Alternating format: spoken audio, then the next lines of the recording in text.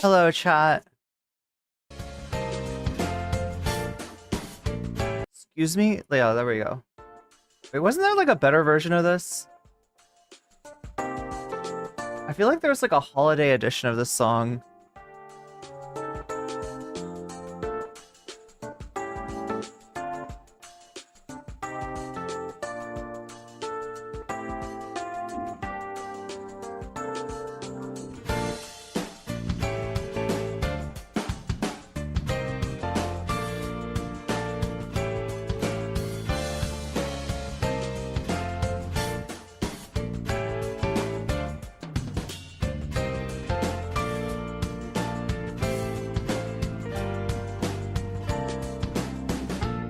Yeah.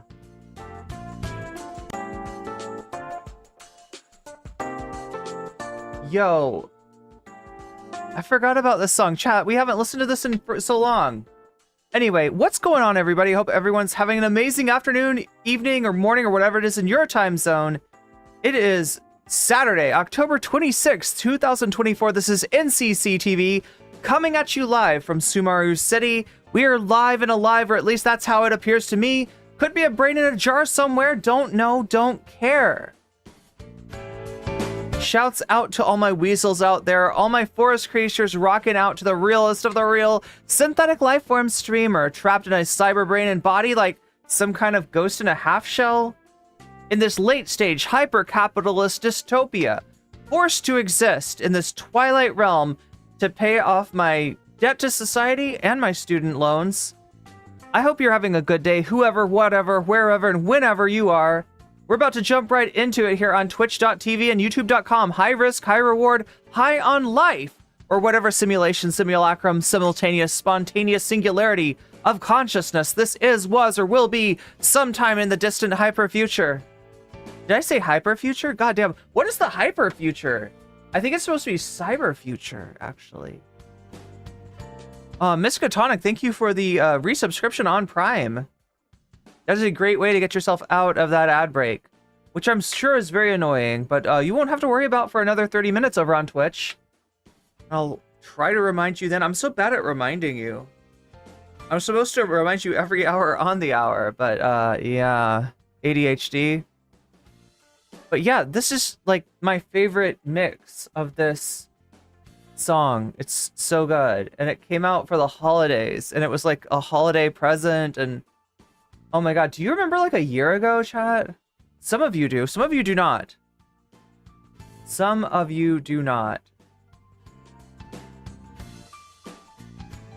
Oh no. So Twitch, I gotta learn how to use this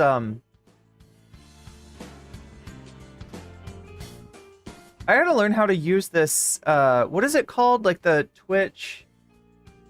Oh my god, chat, I should know. I stream on Twitch, right?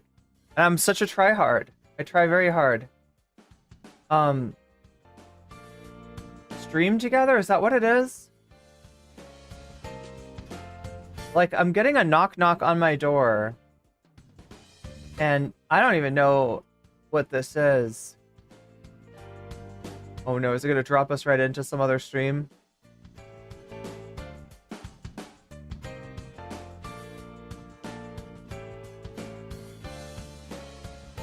Yo, the chat's saying I sound kind of annoying. Oh my god, yeah, we're not talking to these people. We're not talking to these people.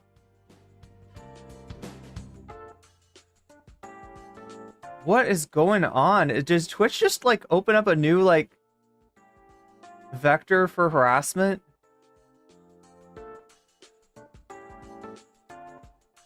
Anyway, chat, it's yeah, you don't have to worry about it. You don't have to worry about it. We're not on it's not my fault. I'm kind. Okay. What's up, Joey? What's your deal? Could you explain to us like what's going on today? Are you covering Rogan as well? The chat's sorry. They're sorry to me. They have to grovel. They have to grovel. And also, why is Waluigi all diagonal?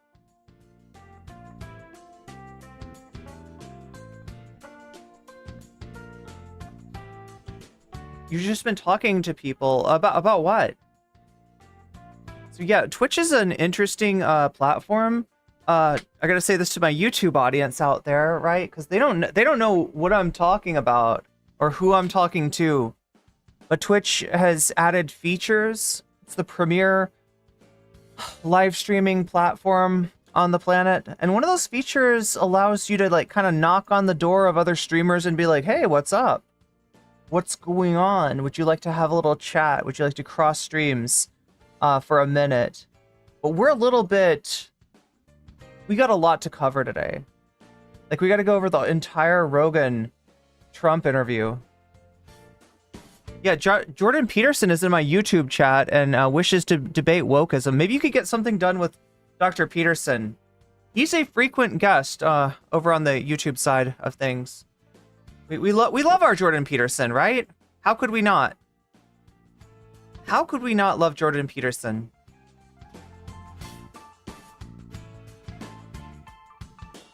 Good luck with your stream too. I hope you get Dr. Peterson as a guest. But anyway, yeah, I've just started streaming. Wow, that's an interesting intro. I'll give it to Twitch. I'll give that to Twitch. It's unique. Speaking of unique, how are you doing, chat? Oh yeah, we need something unique. We need a topic, don't we? We need a bonus topic. How do we make that happen?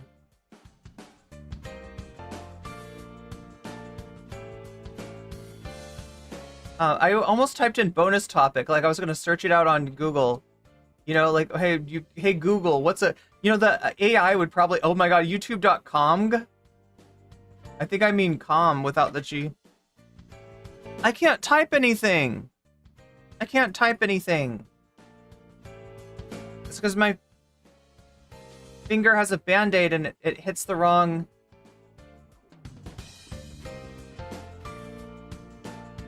stuff.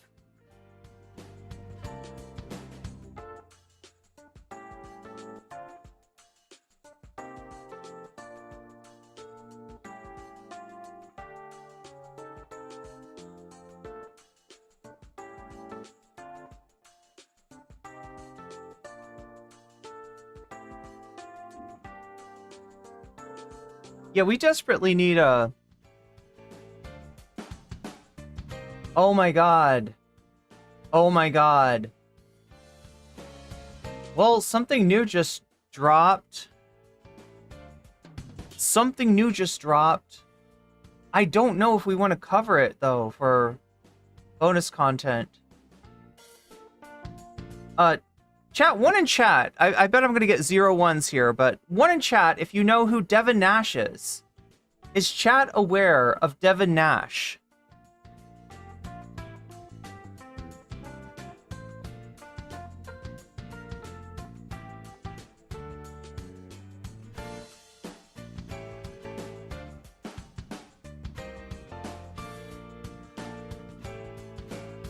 It's actually, so there is more Ethan drama. I don't know if I should have covered this. Like, I feel like I need to cover Rogan. I feel like it's a major event. But Devin Nash. So I'm getting a no from part of chat. Atrocious says, I only know who he is because I used to watch I'm Jasmine. Wait, what? Yeah, kind of. Tech Bro's not off too far. Tech Bro adjacent marketing guy, right? That's who Devin Nash is. Influencer? Would you call him an influencer? I don't know. I don't think that's what he's doing. You know, he's an ad man. He literally like sells sponsorships to companies, like, you know, puts ads, like he finds content and he puts ads on it. That's what he does, right? And so because of that, the whole Twitch controversy is something of great interest to him. And he's got some pretty spicy opinions of it.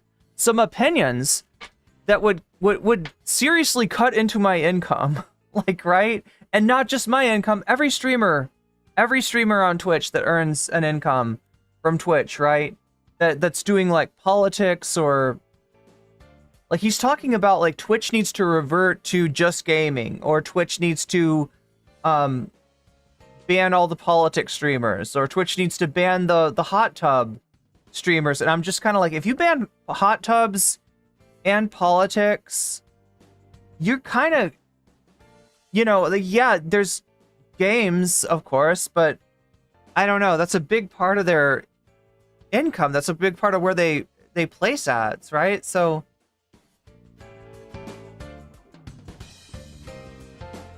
but that's what Devin Nash thinks that Twitch needs to do, is to save its platform. He's like, it's going down. And I've gotten a lot of whispers, let's just say. When I call something a whisper, I don't mean that somebody's literally whispering in my ear and being like, you can't tell anyone this. This is the real deal shit that's going down, but you don't say it to your stream. I'm talking about stuff that is like people say, but it's not like confirmed, right? So I call it a whisper. Does that make sense? It may or may not pan out to actually be something.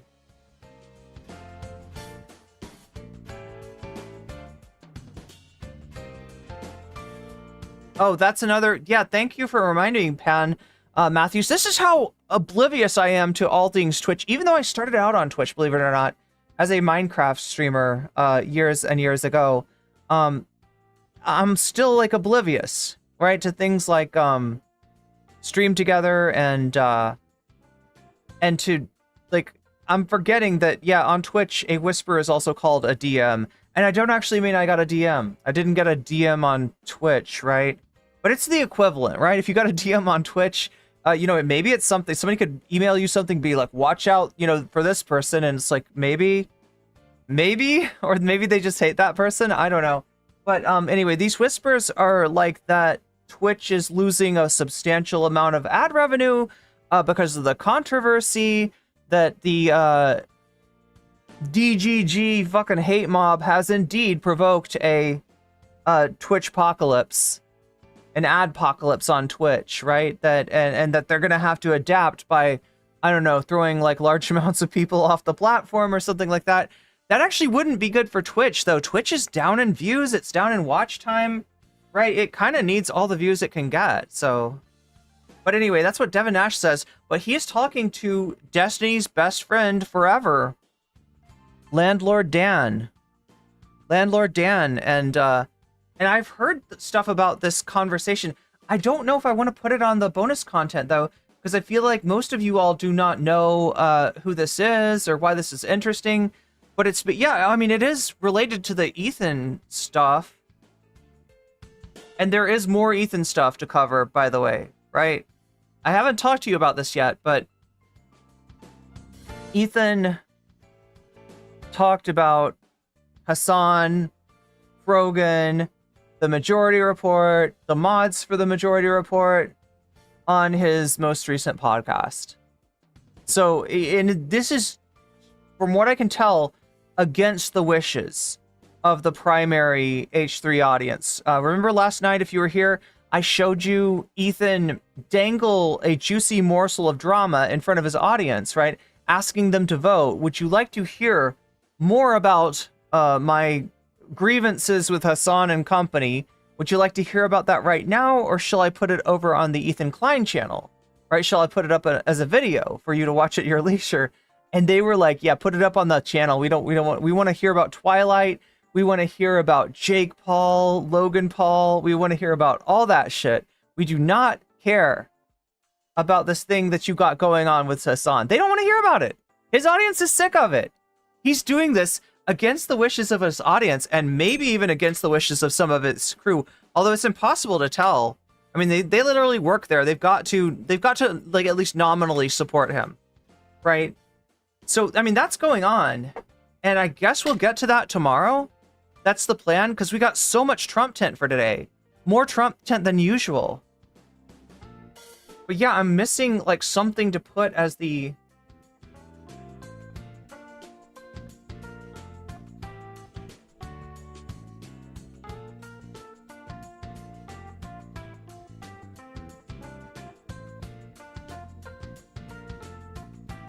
Yeah, I mean, I guess the news is kind of bland today, isn't it?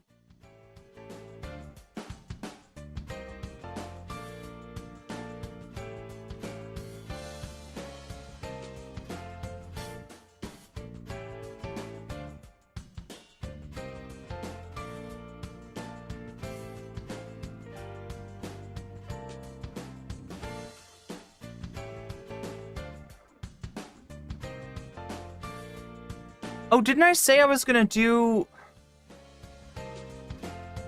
Didn't I say I was gonna do... election? I was gonna catch you up on the state of the election.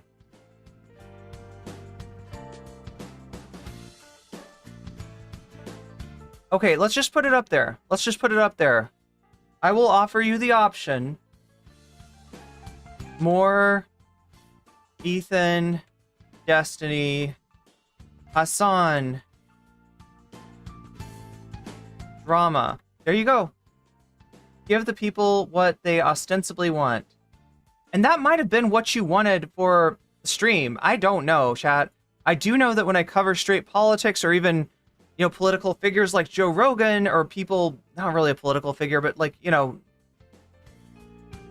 Joe Rogan / politics, I do know that I get less viewership content, question mark, than if I'm covering something like Hassan and Ethan.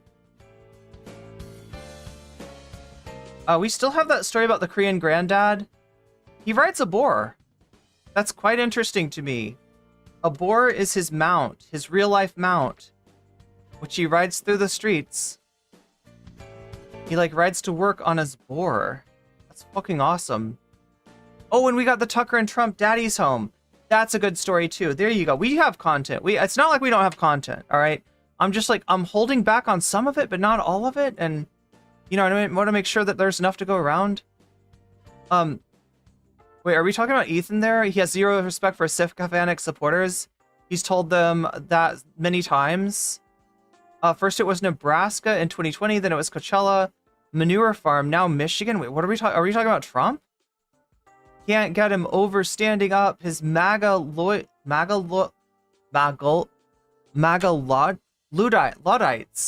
in the freezing weather in Michigan. Oh yeah, you're right. You're right.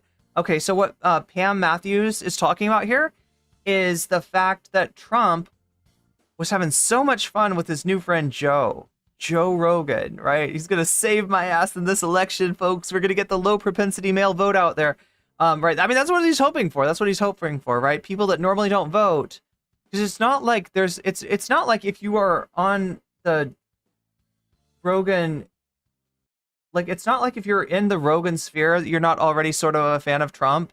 But a lot of those fans, they don't really vote, right? They're like, oh yeah, Trump's cool, fuck Kamala, you know, that kind of stuff. But they don't really vote. And so what Trump's counting on is getting some of these dudes that normally don't vote and being like, you know what, actually Trump's a friend of Joe Rogan, so you are going to vote this time and you're going to feel really cool about it. Joe Rogan will be standing over your shoulder and be like, there you go, buddy, good job. He'll give you a hit out of his special DMT pipe, and everything will be happy if you vote for Trump this time. I think that's the idea. I think that's what they're selling.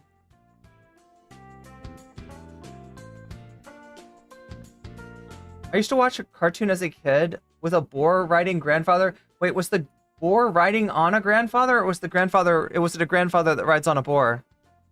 That would be hilarious if it was like the other way around. Wait, I think sometimes they do that, actually. Wait, no, this is true about the story that I've got in the bonus content as well. Right, there is like one moment, I believe, in which the, wait, what? What's going on here? What's going on here? Yeah, I got the, what is this not showing up?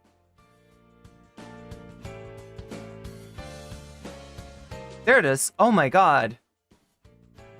I used to watch a cartoon as a kid with a boar riding grandfather.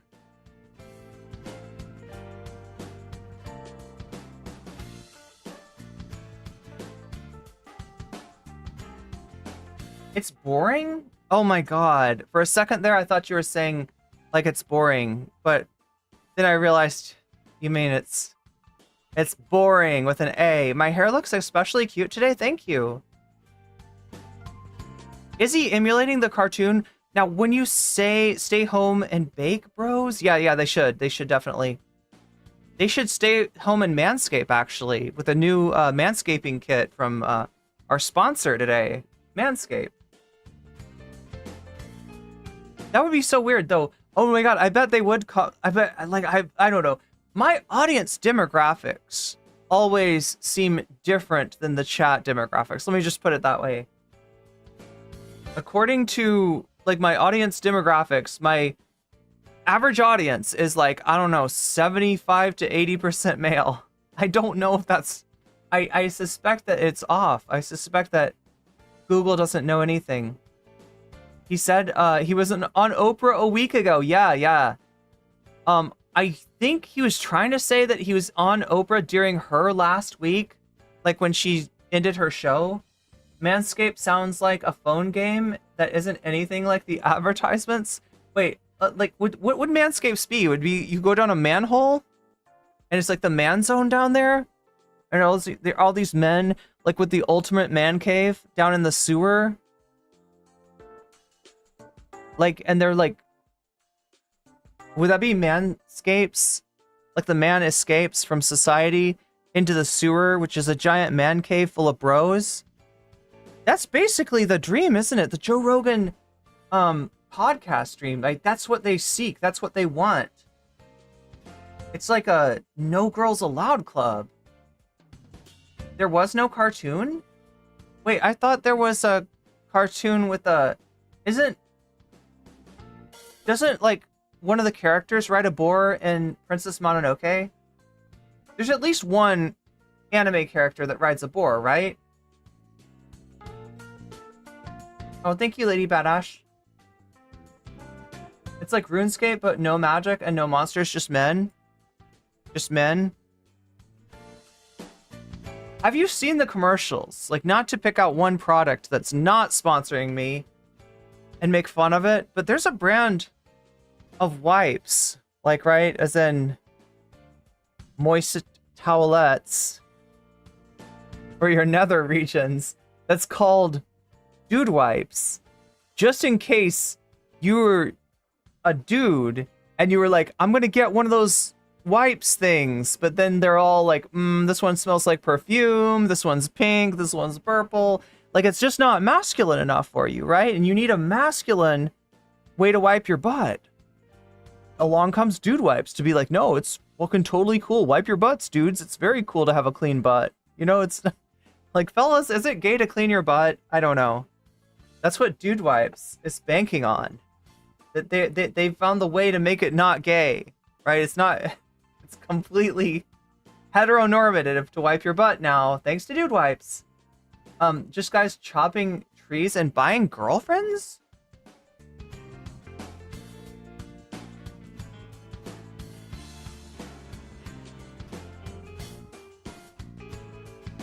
I just trim and everyone has to deal with that. Moist towelettes for boys only. The butthole wipes. Yeah, there's the butthole wipe. The one kind of butthole wipe that does not make you gay. Every other kind of wipe, though, the perfume, it'll tank your T levels. And that's what makes you gay or straight, is how high your testosterone is. Because gay guys definitely don't have high testosterone. That's never been known to happen. Yes, being gay is purely a factor of your hormone levels and your soy consumption. Of course. The bidet is essential for dude hygiene. Dude wipes for your dude do. Oh my god. They have Hello Tushy. Wait, is Hello Tushy is like a bidet, right? Grandpa, you can't ride a boar. And he's like, I saw it on TV. Sorry for my disgusting body. Dude do is sending me. I mean, that's pretty funny. I use wet wipes. Are my T levels going to tank? Only if they have girly smelling perfume. I don't know.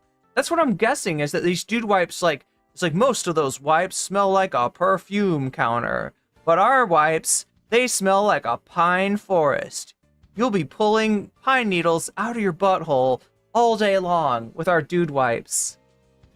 Okay, you won't actually be pulling pine, but you'll feel like you're pulling pine needles. Right, because your butt will become a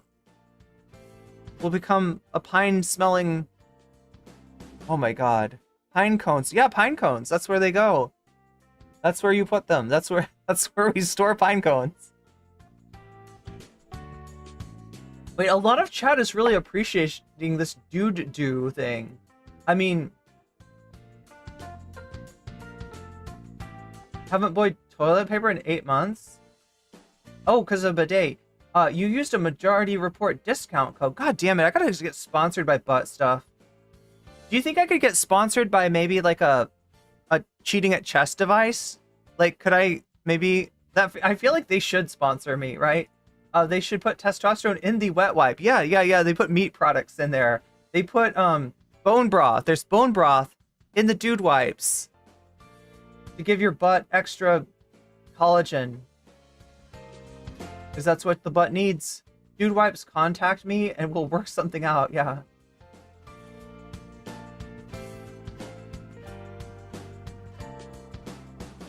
Well, anyway, I think I've talked about buttholes enough in this stream. Like, this feels like a Moist Critical stream. Doesn't it? With the amount of buttholes that are being discussed. See, but nobody would ever, like, I don't know, I'd never get that audience, right? Even if I was, like, literally as funny as Moist Critical on the daily, right? Especially on, like, sex humor. There's something about... Do you know what I'm talking about, chat? Like, there's a big resistance to, like, female comics in the first place, right? Almost like the female comics that get popular are the ones that have, like, a certain kind of niche. Roseanne Barr. What was her niche? I think she sang the Star Spangled Banner and spit.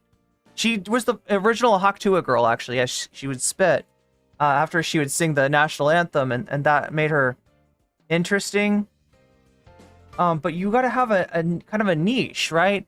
And then lately, the niche that some female comics have been getting in is like sex or like vaginas or like sex and vaginas. Like, right? It's like you gotta be, you know, talking about your vagina constantly. And then they pigeonhole you into like, oh, you're not really funny. You just talk about your vagina a lot, right? And it's like, yeah, but that's the only way that I'm getting you to laugh, right? I can't tell the same kind of jokes that the dudes will tell. You would not laugh, even though if they were like the same joke. Somehow you'd be like, the delivery isn't quite right. I'm not really feeling it. I don't know. How do we get female comedy going, chat? How do we make that happen? It's middle school humor? I mean, it's talking about your vagina. Is that middle school? I didn't talk about my vagina in middle school. I would have gotten in so much trouble. Oh my god. What kind of person would they have thought I was? Oh. Yeah, Amy Schumer, you're right. SM. Yeah, it's the Amy Schumer shit. And didn't Sarah Silverman do... I mean, I'm not trying to dog Sarah Silverman, but I feel like she did that. I feel like that's a little bit worn out.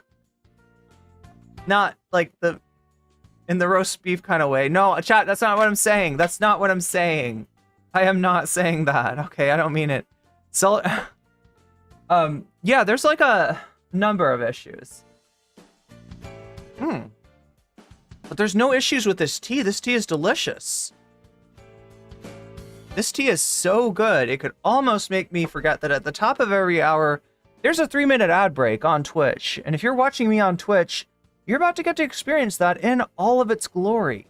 Unless you can figure out a way to sneak out of it by using a Twitch Prime to get yourself out of the top of the hour ad break for free, by using $6 to get out of the ad break for $6, or by being gifted. Oh, that takes a lot of luck. That takes a lot of luck, but it also helps if you're active in the chat. So there's my advice for you. If you're facing that existential dread, not only of the upcoming election, but of the top of the hour ad break. Wait, pretending to be a pro ball player? Is that a way to get into comedy? Oh yeah, I should probably remind you, and I hate to do this, alright, Twitch? This is your fault, alright? When you start banning streamers for doing tier lists, okay? You are gonna make everybody nervous. And I'm nervous.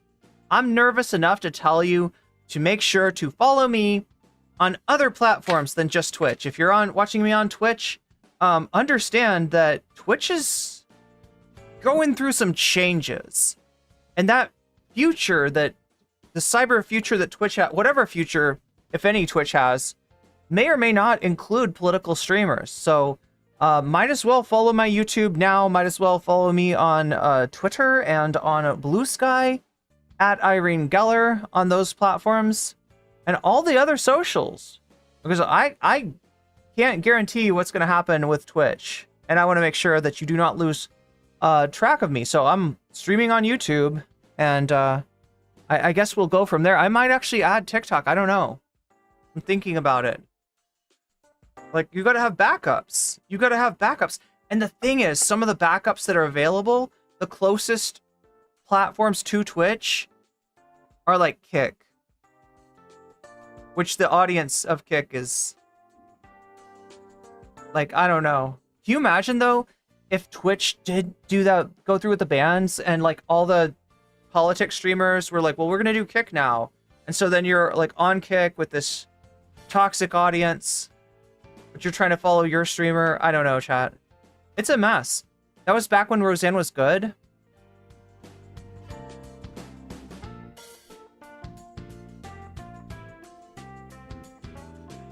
I listen to a lot of really funny women in comedy, so I think dudes who don't think women are funny are just missing amazing comics, or they can't keep up with the funniest ladies in the biz.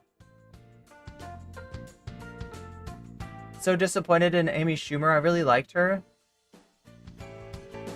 Coochie humor. Yeah, you gotta get that coochie humor. That's the...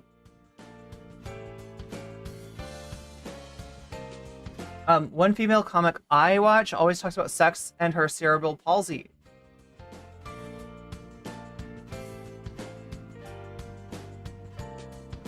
Irene's transition to Rumble. Which is worse, Kick or Rumble? We need to transition to TikTok. Or not transition. That's a problem, though. That's a problem. I've heard so many things about TikTok, and it makes it sound like to me, now I could be wrong. You know, feel free to correct me in the chat if I am wrong, but I get the feeling that a TikTok stream needs to be just a TikTok stream. I get the feeling that there's no way that I could simulcast on TikTok and on, you know, Twitch, YouTube. I don't think I could do that.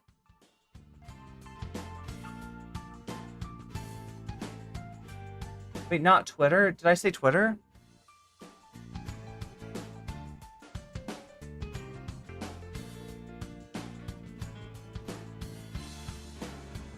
Rumble is the less toxic? Wait, Kick does have some normal people? So wait, Rumble's worse. They're both, like neither is good. But yeah, I guess maybe?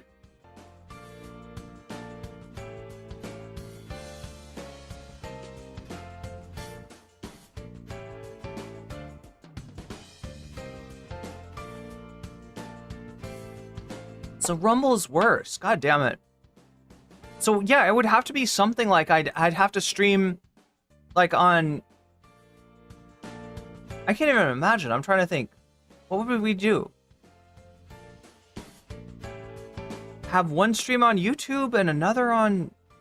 Like stream for 3 hours on YouTube and 3 hours on TikTok? Probably less, right? Aren't TikTok streams like short? Threads does not have the streams, does not have streams yet. This is green tea with ginger, and the ginger makes it so much better. Rumble is a cesspit, just like X Twitter. Wait, so is Threads better than Blue Sky? 1 in chat if you're on Threads, 2 in chat if you're on Blue Sky, but a 1 and a 2 if you're on both. I'm curious. You do have to shill for children gambling on Kick. Threads is not better than Blue Sky? Wait, which one did I say for which? Did I say 1 for Threads? Yeah, 1 for Threads, 2 for Blue Sky. I'm on Blue Sky, and I it's probably really annoying to anybody who follows me there, because I pop up. Oh no! Ah! I got copyright claimed for that song the other day. It was bad. It's a good song though.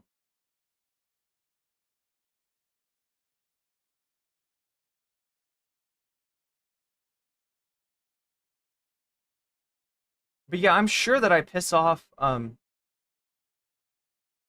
people that follow me on Blue Sky by virtue of the fact that I'll go on there, I'll make a post, and then I'll get bored.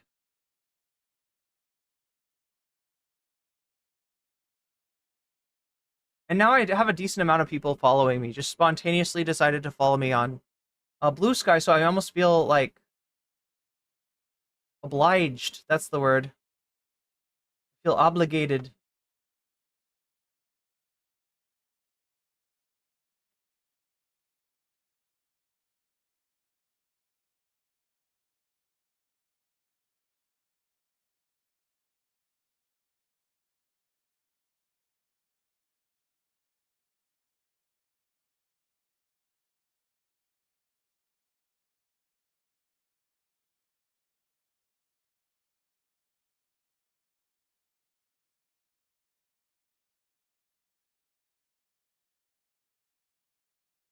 What is this one called? JRE number? What is the like? What is the number of this JRE? This Joe Rogan experience?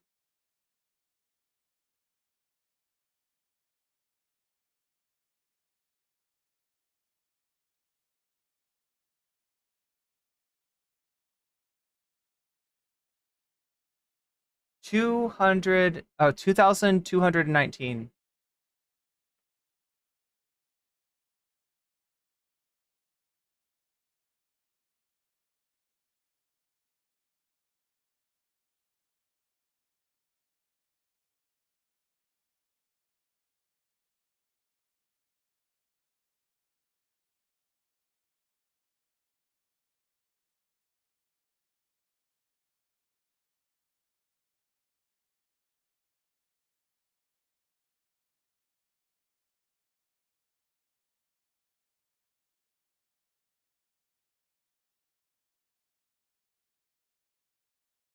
JRE Joe Rogan experience number of podcasts. I think they're in numerical order. Yeah, this one is 2,219, I believe.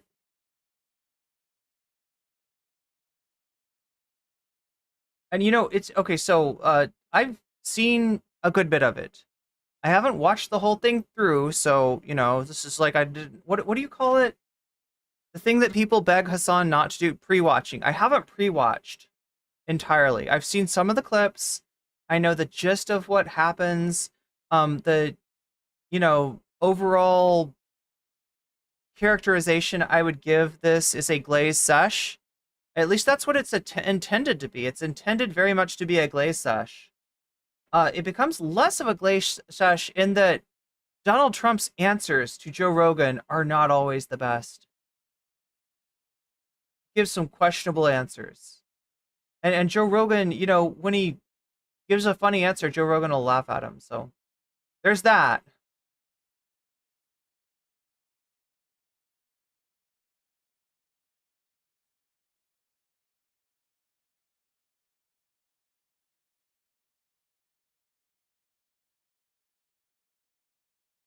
Even Kyle Kalinske, he called it the worst interview he's ever seen. At one point, he was a massive Rogan defender. A lot of people were. Remember when Bernie went on Rogan? And they were like, no, no, this is the best thing Bernie can do. Bernie's got to go on Rogan. Right? Like Rogan gets treated like a hockey puck. You know what I'm saying? People are going for him. Bob Seska pronounces blue sky as Blowski? Blowski? Is that like a Dutch pronunciation? Uh, he's there now? I wish Bob would stream on Twitch. Yeah. Sounds like an interesting guy. If I'm being real.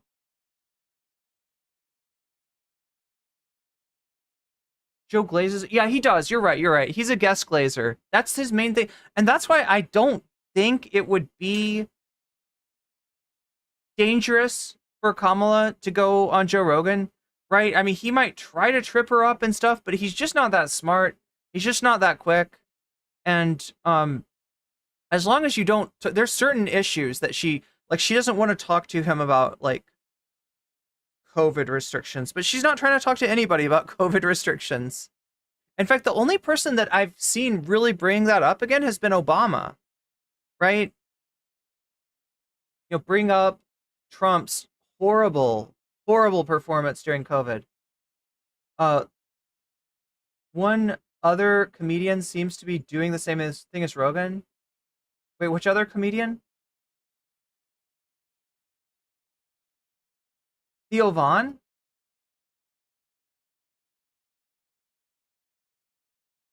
Are we talking about Theo Vaughn, maybe? Joe Rogan would probably dwell on trans issue. You're right.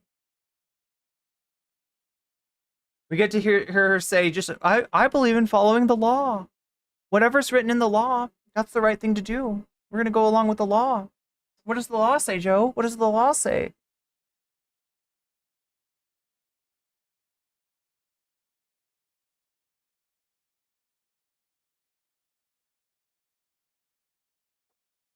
We got to get into it sooner or later. I don't know why I'm hesitating. I kind of wanted to grab. So supposedly Joe Rogan has had a lot of criticism for Trump in the past, and like it really depends on who he's talking to. That's what I mean by the glaze sesh, right? Whoever goes on Joe Rogan, like unless it's like one of his pet issues, right? If you disagree on Joe Rogan with Joe Rogan, you're like, I don't think that marijuana should be illegal. He will argue with you. If you say that ivermectin is not effective, he will argue with you. But other than that, he's not really gonna say shit, and he'll just kind of like read your vibe and reflect it back and be like, "Whoa, that's wild," right? He doesn't really say that much, right? Yeah, the law no longer protects abortion access.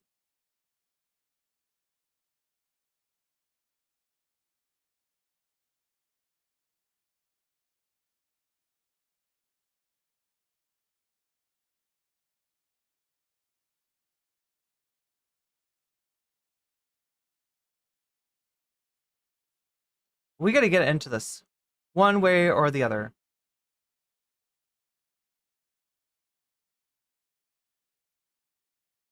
Rogan is pro-choice though, or at least he claims to be, so he'd probably agree with her on that.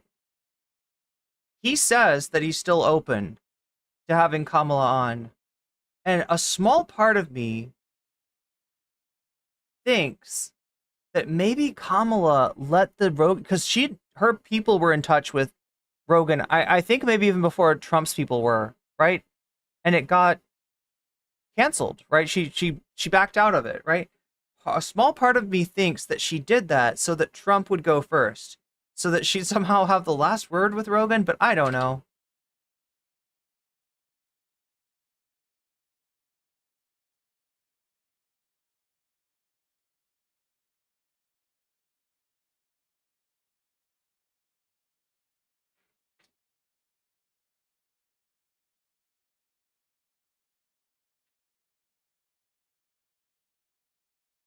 That would be smart, but unfortunately her campaign hasn't exactly been acting smart lately. So I don't know. I don't, yeah, ever since the waltz. Um, why does Twitch have two? It does not have two T's. It has one T. We'll see how many T's it has after Destiny and Landlord Dan are done with it. All right. Twitch.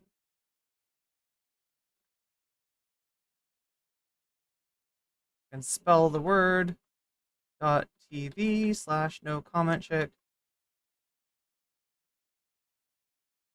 I cannot reliably spell now that I got this like bandage on my finger.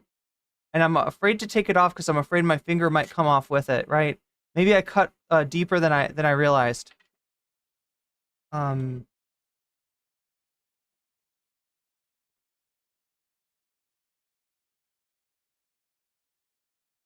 Maybe the bandage is the only thing holding my finger on. I don't know, chat.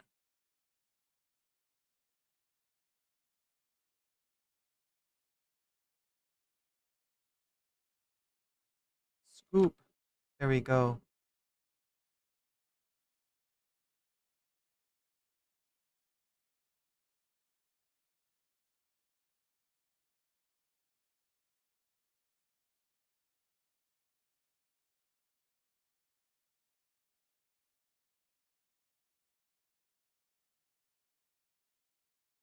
All right, so we're getting ready to do this, to make this happen. I gotta hit buttons to mark my stream. Boom, you're marked, you're marked. And then this one, I hope I did this right.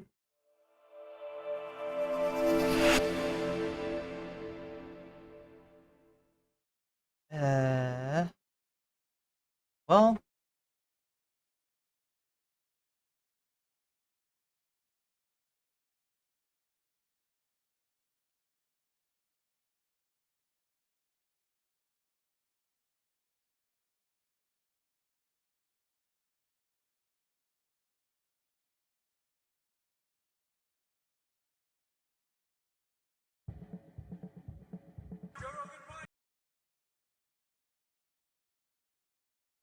are you scared? You should be scared. Oh, that's his. He had the yips, as golfers would say. About Robert E. Lee. He said, I can't beat Robert, because Robert E. Lee won many battles in a row. He was just beating the hell out of. Okay, so now somebody explained the yips to me, because I don't know golf, but somebody explained that the yips are something that happens when somebody, okay, so in golf, right, they hit the ball like a great distance, like, and it goes flying, right? And then maybe they hit the ball another time, right? And eventually they're on the green, right? That little trimmed up area.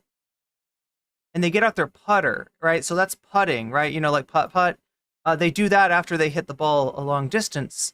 And so the yips supposedly are when golfers have tremors in their wrist that cause them to, maybe out of nerves, that cause them to not putt, you know, successfully, not hit the hole when it seems like they should, right? So the yips about Robert E. Lee is just a profoundly strange way of explaining that Lincoln thought that Robert E. Lee was going to be difficult, if not impossible, to overcome. That's what I'm getting from this. You know, they tried to get Robert E. Lee to be on the North, but he said, no, I have to be with my state, you know, the state. What does this have to do with anything? Do it again. We're watching Donald Trump.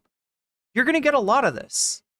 If you don't know Donald Trump, if you don't know my good friend, say hello to my friend Donald Trump, right? This guy is famous for doing the weave, right? He talks about one thing, then he talks about another thing, and then a third thing comes up and you're like, wait, what is this?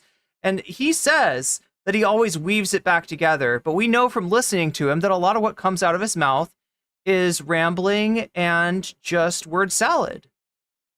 So, you know, if you want this to make sense, you tuned into the wrong podcast.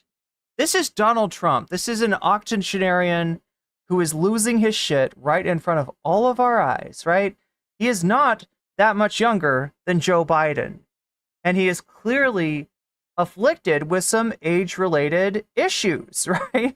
And among these is this fucking rambling way that he started speaking that he thinks is very intelligent, but of course, can't perceive himself from the outside. So yeah, there's gonna be a little bit of rambling. I hope you're ready for that. Was his whole thing, and he went to the South. And he was, I've had generals tell me, we have some great generals, the real generals, not the ones you see on television, the ones that beat ISIS. Oh no, not the generals that are critical of me, the real generals. We defeated ISIS in record time. It was supposed to take years, and we did it in a matter of weeks. These are great generals. These are tough guys. These are not woke guys. But their favorite general... Wait, excuse me, did he say these are not woke guys? But now there are freaking communist invading radicals. Is that what I'm getting here? Did he just say these are not woke guys? Oh yeah, God, I forgot about this. Okay. There are freaking communist invading radicals. I haven't heard him talk about this for a while, but he thinks that the army is woke. But now there are freaking communist invading radicals. He thinks that the FBI is woke. He thinks that law enforcement is woke. He thinks a lot of things are woke. But now they're freaking communist invading radicals. I know, right? That's wild. That's crazy. Chat, sorry about that. That's just my alert for when somebody follows me or subs me on YouTube. So thanks for the subs. In terms of genius with what I'm doing. So he's essentially bragging about blowing up the nuclear deal with Iran, which Obama was able to negotiate. This is a deal that caused Iran to have to allow inspectors in to make sure that none of their processed nuclear fuel that they were using for energy was getting reprocessed and repurposed for weapons, for nukes, right? And that deal was in place until Trump backed out on it, right? And right now, the largest looming conflict in the world is a conflict involving Iran. And, you know, if you're worried about World War III, I would say that from the Russian point of view, it's a lot more likely to blow up along the axis of Iran and Israel than it is in Ukraine. The majority of the world, other than, you know, countries like South Korea and some of Russia's allies, they look at the Russian invasion of Ukraine as being, you know, an illegal occupation, right? They look at Russia negatively for that. Whereas on the Iran-Israel issue, enough of the world now sees Israel as a pariah state to make that a more likely axis for Russia. You know, were like a war to start, right? They'd have a lot more support if it broke out along those lines, right? And we've got Trump to thank for that, not just for blowing up the Iran deal, not just for committing acts of war against Iran, but also for what he did in Israel. You want to talk about a Nepo baby? Let me introduce you to Jared Kushner, Trump's failed son-in-law, right? Who he sent into the Middle East to negotiate a treaty between Israel and other, you know, countries in the Middle East, right? Without Palestine being involved at all. So you got the country that's got the greatest stake in the negotiation completely cut out of those negotiations. That's one. And, you know, also Kushner's not a diplomat. He doesn't know what he's doing, right? So that's one, right? Two is that this guy moved the embassy from Tel Aviv to Jerusalem, further inflaming the conflict. Three is that he allowed Israel to annex the Golan Heights during his tenure, right? All of these things have made it almost inevitable that something like October 7th would happen, and that we'd end up in a position like this where Israel feels emboldened to start major world conflicts and to drag the United States along with it, right? Now, as much as you can blame the fuck out of the Biden administration, right, for its approach to Israel, for its approach to Netanyahu, right? They call it the bear hug strategy. We're gonna give Israel everything that it wants, but then we're gonna whisper sweet nothings. Hey, you want to do a ceasefire, right? No, Netanyahu doesn't want to do a ceasefire. When he does a ceasefire, he's gonna be out of office, right? He's got no, you know, he's got no motivation to do a ceasefire. So yeah, terrible strategy from the Biden Harris administration, but you know, worse strategic blunders by Donald Trump that got us here in the first place. So, like I said, there's no good options in this election. We got not so great options in the Democrats, and we got worse options in this guy. I mean, this is the essential delusion of the Trump voter, though. When you think about what they're voting for the economy of 2017, well, for some of them 2016, right? Before Trump was even in office. You know, 2016 through 2018, really, right? That's what they're voting for. That's when the economy was better. And they kind of think that, well, you know, if the economy was better with Trump, then if we got Trump back, the economy would just be like that, right? That's how the economy works. It's the president that you have in there, and it's good or bad according to how good or bad the president is. It's fucking bullshit. It's fucking brain rot, right? That is not how anything works. To go back to the 2017, 2018 economy, you would have to undo the effects of the largest public health crisis in any of our lifetimes. In any of our lifetimes. This is pure delusion, right? Trump can't wave a magic ivermectin wand and make COVID not have happened.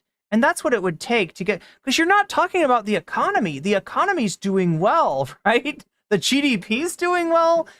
Production is doing well. The unemployment rate is low. What's doing badly is Americans. is Americans having to pay the prices that were caused by the inflation brought about by the pandemic, right? So that's what I mean is like that, to get back to that economy is like, you got a time machine? Is that what, have you got to time it? How are you going to do that? You're not going to do that. You're just conning people like you have your whole fucking life, right?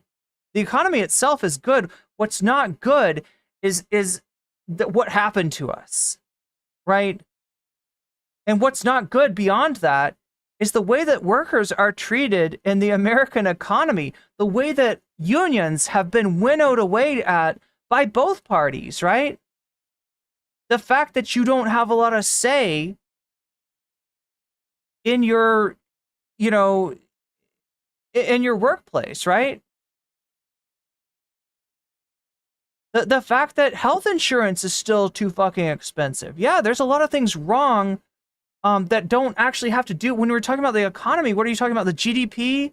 You're talking about the unemployment rate? Those numbers are good. Those numbers are good. You know what's not good? Is the average rate of pay. We're getting shafted by our bosses. If you really want to deal with that, you're going to have to go with a little stronger medicine than the Republicans or the Democrats, because guess what? Republicans and Democrats are two sides of capitalism.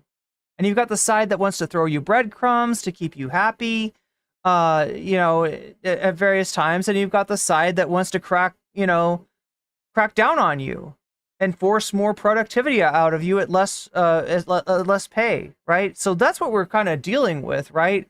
Is misery. There used to be a thing called the misery index. I wonder what happened to it. You'd hear about the misery index. Let's see, misery, which was actually like a better metric of how the average consumer is feeling. Yeah, look at this misery index by U.S. presidential administration. And yes, not surprisingly, it's gone way up under Biden. Right, so if you want to see why people are subject to bullshit appeals like Donald Trump's, right, look at something like the misery index.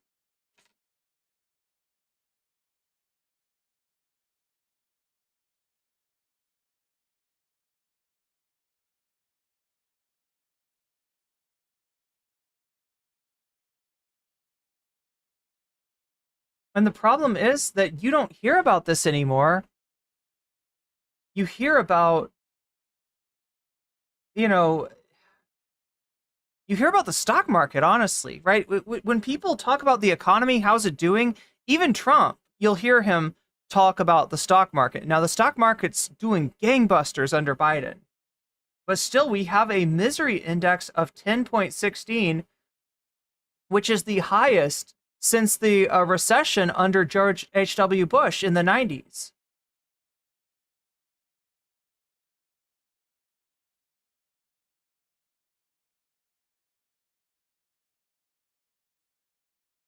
And, in terms of Biden's misery index, I'm sorry, I'm reading the average index under the Biden administration, which is indeed higher than Trump's, but the low is 6.79, happened in February 2024, so that's pretty recent. The high of 11.29 happened in June of 2021. So towards the end of, oh wow, look at this. Oh my God. Here it is, chat. Let me show it to you. This is Wikipedia. Sometimes Wikipedia is actually kind of cool. Sometimes. I'm gonna have to grab this. But I mean, like, one in chat if you've ever heard of the misery index. I feel like this doesn't get talked about. And it's the key to understanding people's perceptions. Not just the perception of the economy. I don't want to take the actual misery that workers experience apart from the GDP. Here, let me show you this. All right, you can see all this. Okay, yeah, everything's in. All right, so this is a table. Every president since Harry Truman. It would have been interesting to see Hoover and Roosevelt, right? But no, here's every president since Harry Truman, and here's a misery index, right? It's unemployment rate plus inflation rate. All right, so here we go. Now let's take a look at this, right? So now we see like what might look like a good data for Donald Trump, 6.91. That's his average. What's Joe Biden's average? Way higher, 10.16. Again, highest average since George H.W. Bush, since the first George Bush in the 80s and 90s, right? But if we look at the trajectory, right, which we're going to find by taking a look at, okay, so Donald Trump, what's the lowest misery index, right?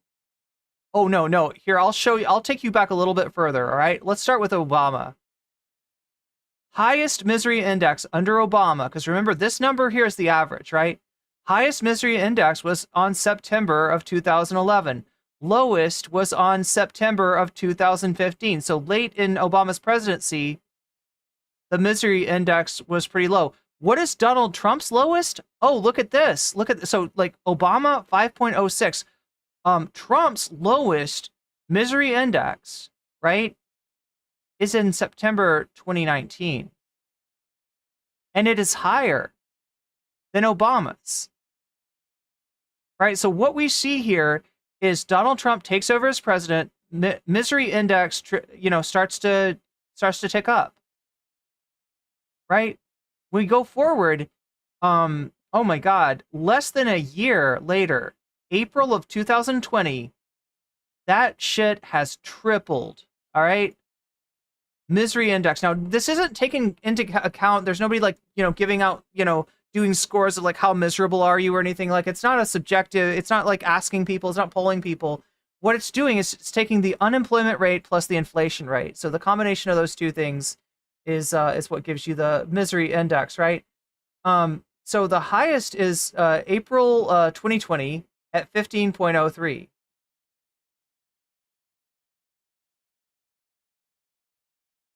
What is a start end thing? I'm not sure what start end means.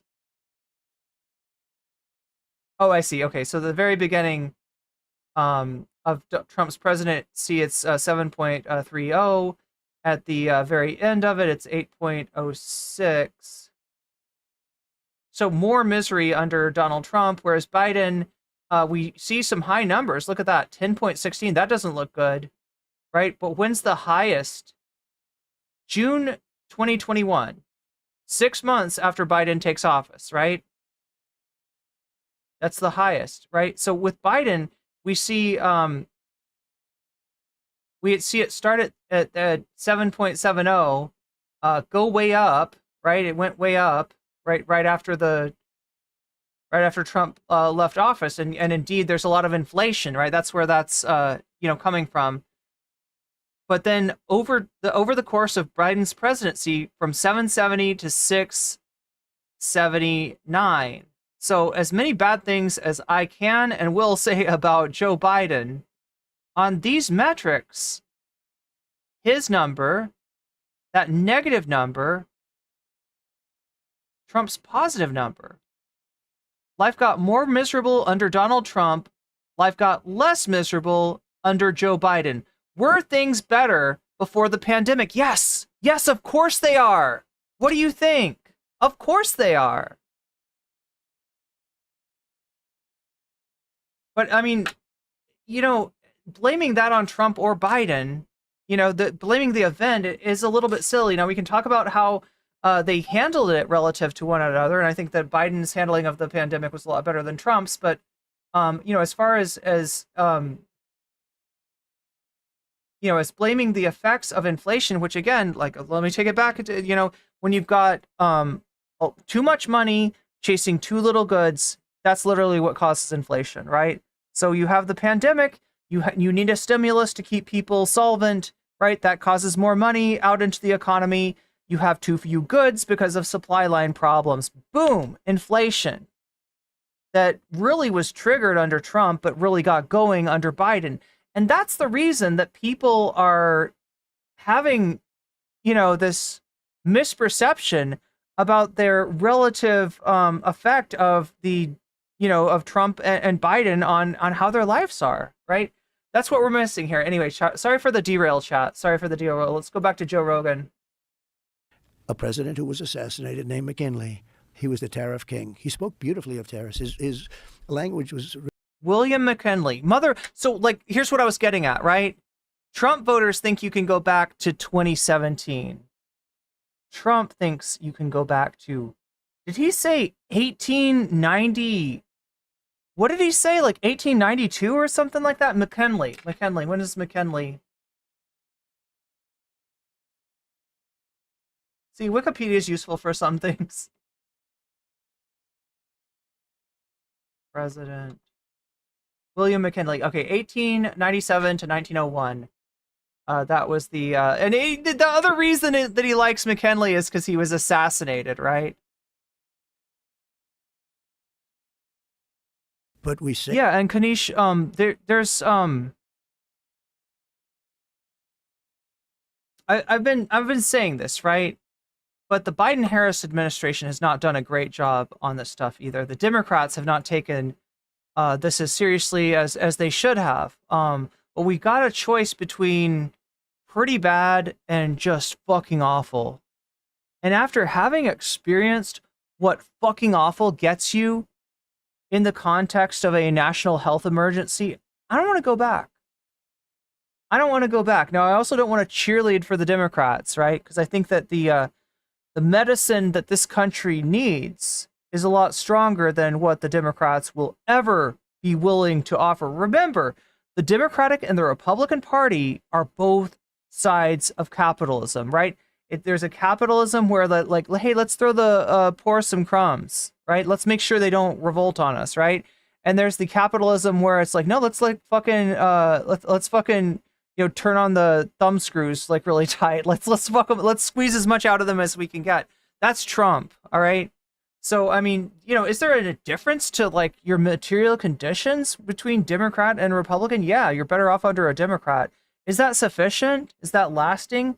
Well, just look at FDR, right? FDR, probably the furthest left president that anybody can point to, back, and you're getting pretty far back there when you're getting to FDR, right? You're talking about before Truman. You're talking about after Hoover. Sort of the 30s and 40s. Franklin Delano Roosevelt, right? His prescription for the Great Depression was the New Deal, which is probably one of the most vigorous sets of social policies. Social Security came about under FDR, right? And what I'd ask you is that between FDR and Reagan, right, the beginning of the New Deal consensus and the end of that consensus, right, was it durable? I mean, Social Security, kind of, for now, maybe, sort of, but you've got people on both sides of the aisle trying to solve the Social Security issue by raising the retirement age or cutting benefits, right? And what they should be doing is raising the fucking cap. There's a cap on Social Security. You make over $150 or $150,000, sorry.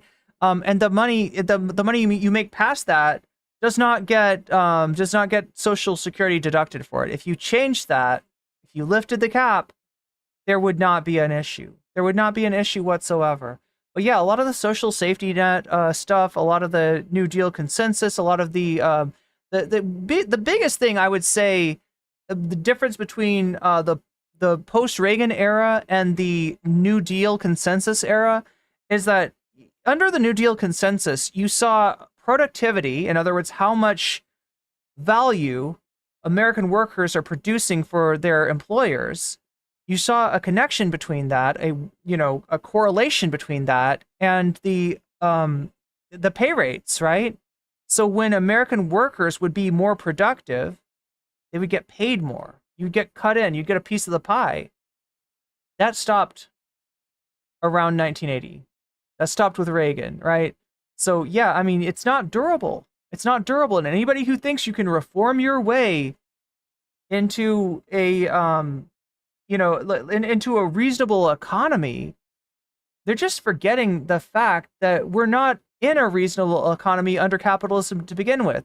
This whole boom bust cycle, right, is not a bug of capitalism. It's not a little part of the equation they haven't got worked out yet. It's a feature. It's very useful to the wealthy to have these boom bust cycles so that those who are not capitalized, right, the companies that don't have enough, that don't have enough, monetary backing, end up having to sell out to the companies that do have that backing, and thus it's a continued accumulation. It's a continued aggregation of wealth from the bottom, from the workers, from the people who make this economy work, to the top. The people that do nothing but enjoy life at our expense, right? I think it's time to recognize that this mode of production is very close to its natural limit, right? Our ability to deal with things like climate change under capitalism has not been great. The way that our governments are bought and paid for by capitalists does not, engender a lot of progress towards, just seeing a reasonable future, right? Yeah, anyway. That would fill this. Let's look at what he was just talking about, right? So he's talking about the debt, all right? You got the increase of the debt. It's pretty much even over these years, right?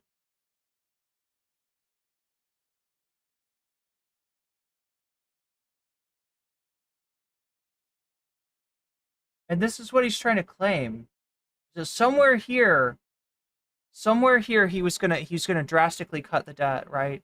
So I don't know what the fuck that even means, but yeah, here's COVID and the money paid out makes the debt even go up even more. If you look at the accrual of debt under Democratic presidents versus Republican presidents, you're going to see that it's higher under Republican presidents and lower under Democratic presidents. In fact, you've got some presidents like Clinton who actually had a surplus. Now, that might sound good. It's actually not. What it is it represents the Democrats being cowed by the Republicans. It represents the Republicans getting in and through a combination of tax cuts and military spending, raising the deficit in order to have the deficit when a Democrat is in office, and to be able to say, "Oh, we got to cut your, we got to cut SNAP, we got to cut all these federal programs because look at how high the deficit is."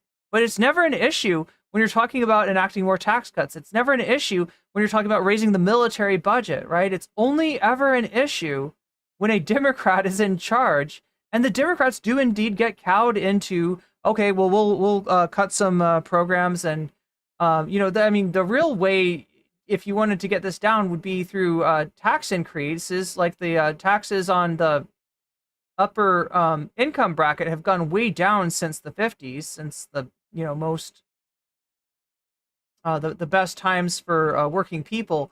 But the Democrats don't have the stomach to do that. They don't have the guts to do that. They're always afraid of being called tax and spend liberals. And so what they generally do is they continue to cut the taxes, maybe not as disproportionately weighed for the rich as the Republicans do. And they will do things like cutting welfare, cutting necessary social safety net programs, right, in order to show that they're the good kind of Democrats. That's the kind of Democrats that we've had ever since Reagan. Democrats that are afraid of their own shadow. Democrats that don't even uphold the social contract, the bargain that the New Deal represented. Remember, the New Deal, the reason they call it a deal, right? What's the deal? Hey, Americans, you don't go commie. You don't seize the means of production. And we'll make life a little bit easier for you, right? You know how you're dying in misery and poverty and old age? We'll give you Social Security, right? You know how you we'll give you Medicaid, we'll give you this and that, right? That's how the Democrats were in the post-New Deal consensus, right? They have changed of Reagan, and it's pretty sad, right?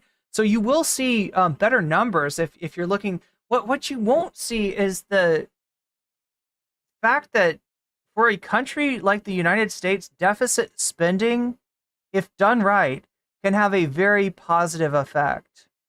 Can result in a country with better infrastructure. Can result in a raised standard of living, right? And does not have the negative effects that they've been predicting.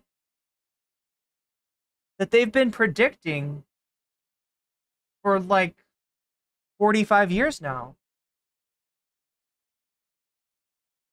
Told her like a desert. What news sources do I use? Now, watch what I'm looking at right here, all right? This is Joe Rogan. Okay? I wouldn't suggest him as a news source. Right? Sometimes Jamie corrects him. Sometimes he just spews a bunch of bullshit. But this is one perspective that I'm getting. This is one perspective that I'm looking at, right? A lot of the stuff that I end up looking at is right-wing in nature. And sometimes you have to look up what they're talking about to be able to disambiguate the lies from the truth. So, yeah, it's it doesn't hurt to get perspective from all kinds of different sources. I wouldn't want to be just listening to MSNBC or just listening to CNN. You got to kind of take it all in. Like a drought. They said, no, we have water, but it gets... So I looked into it. What is the fish? And I got it done. But the better question is, like, in terms of, like, in terms of, like, the facts on the ground, like, that's one thing, right? And then in terms of the interpretation, the editorial, that's another. As far as, like, editorial, content that interprets the news rather than just, gives you the facts, I would say that things like Democracy Now! Are great resources to use. It's limited, right? Democracy Now! Is a 30-minute a day, kind of show, and they'll also do for the news, and then they'll also do stories apart from that. Majority Report has some great guests on. It's worthwhile checking out what they have to say. But I'm not really afraid of any particular news outfit, as evidenced by the fact that I'm in terms of what I like to cover, right? Like, my interpretation of the race between Kamala and Trump is that the Harris campaign leaves a lot to be desired. It isn't great. There's not a lot of courage there. There's not a lot of standing up for, anything. There's a lot of catering, just like there was with the Biden administration, to the right wing, actually. Look at the immigration policy, right? But the Trump administration is like a gazillion times worse. So given that, that's why you'll see me a lot of times reacting to more right-wing stuff and debunking it, rather than reacting to, speeches by Kamala and Waltz and the rest of the Democrats and kind of like bashing my head on the desk, right, out of frustration. Because, although the Democrats leave a lot to be desired, if there's, two possible outcomes, this is definitely... Wait, that's Waluigi. I'm not trying to implicate him, but this guy is definitely the worst, right?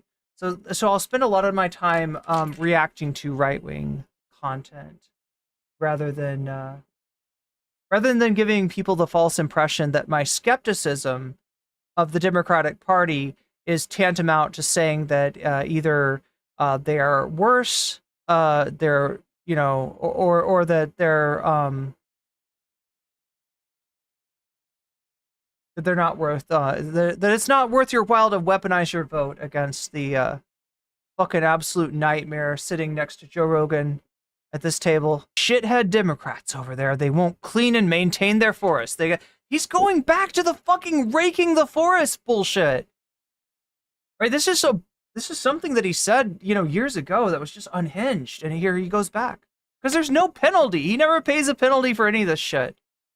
Clean their forest, meaning Rake it up. Get rid of the leaves. Get rid of, leaves. There we go. Rake the fucking forest. That's literally what this asshole is saying. For 5 years. And we'll certainly get rid of the dead fall. And get rid of the trees that have fallen. Yeah. Yeah, that's the problem. Democrats are shitheads. They won't rake the forest. Donald Trump knows what he's doing. He's going to make the forest fires go away. When there is a way to make the forest fires go away, or there would have been if we had been proactive in terms of our environmental policy years and years ago. Right? The reason you're getting more forest fires is because the literal fucking earth is heating up. All right? Very simple. But that's one issue that he refuses to do anything on. Or like so many things this country. By the way, could you really rake the whole forest, though? I don't think you could rake the whole forest. Well, you could... I think you get... Yo! Fucking genius over here. This guy's a genius. Yeah, you can't rake the whole forest. Congratulations, Joe. Congratulations. You're not as dumb as Trump. Jesus fucking Christ. You certainly get rid of the dead. Okay, this is doing me in chat. We're 1/3 of the way. We're 1/3 of the way through this abyss of content, all right? I should probably check the polls again because that's the only thing that's going to possibly give us a little break, give us a little respite from that. 34% of you over on YouTube are voting to see more about the Ethan, Destiny, and Hassan drama, and I've got more for you. Now that is, I mean, I wouldn't call it, is it paywalled? Would you call it paywalled? I guess it kind of is, since it's bonus content. It's all contingent on this dono goal going from what it's at now, which is 29%, to being at 100%. We are about 1/3 of the way through this content. We are not quite 1/3 of the way towards the dono goal, but we're close. We're close. 34% of you are voting for more Ethan, Destiny, and Hassan drama. You want to check up on that, and that's great because there is a lot to cover. I'm going to cover some of it tomorrow, but there's so much. There's actually so much going on. And I got a juicy piece of drama for you tonight along those lines, if we end up choosing that, and if we end up hitting the dono goal. We've also got Tucker and Trump, the Tucker's daddy's home speech, unhinged shit of Tucker Carlson's fantasies of being spanked by daddy, whatever the fuck that means, right? Also at 23%, we've got Korean granddad who rides a boar. Yeah, literally granddad from Korea who has tamed a boar and who rides it as a mount. Like he rides the boar. He lives with the boar. He loves the boar, right? That's some pretty wholesome content if that's what you're there for. We have also got the possibility of doing gaming content. Metaphor, Refantasia, or Fallout Not Lost, Fallout New Vegas at 19% in fourth place. So we'll see if we hit the dono goal. We will see if, so far I've only gotten, I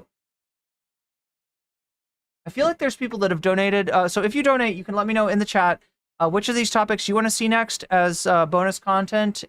If we hit 100% before this is over, we can take a nice little break. I feel like I'm talking in the Trump voice now, right, chat? This is how much listening to this guy deranges me. Like I'm talking we can take a nice little break. We can take a nice little breather and we can cover something else. So if we happen to hit 100% in the middle of this, I will, we'll do something else for a little while and then get back to this. So that might be a nice way to manage this torrent of just toxic content. When I heard that he was talking to Joe Rogan for 3 hours, I was excited, but I guess I just didn't see. I guess I just didn't see this. I didn't know how terrible this was gonna be. So hopefully something comes along to save us from this. Not deranged. Well, I almost mean it in like the literal sense. Yeah, I'm Trump derangement syndromed.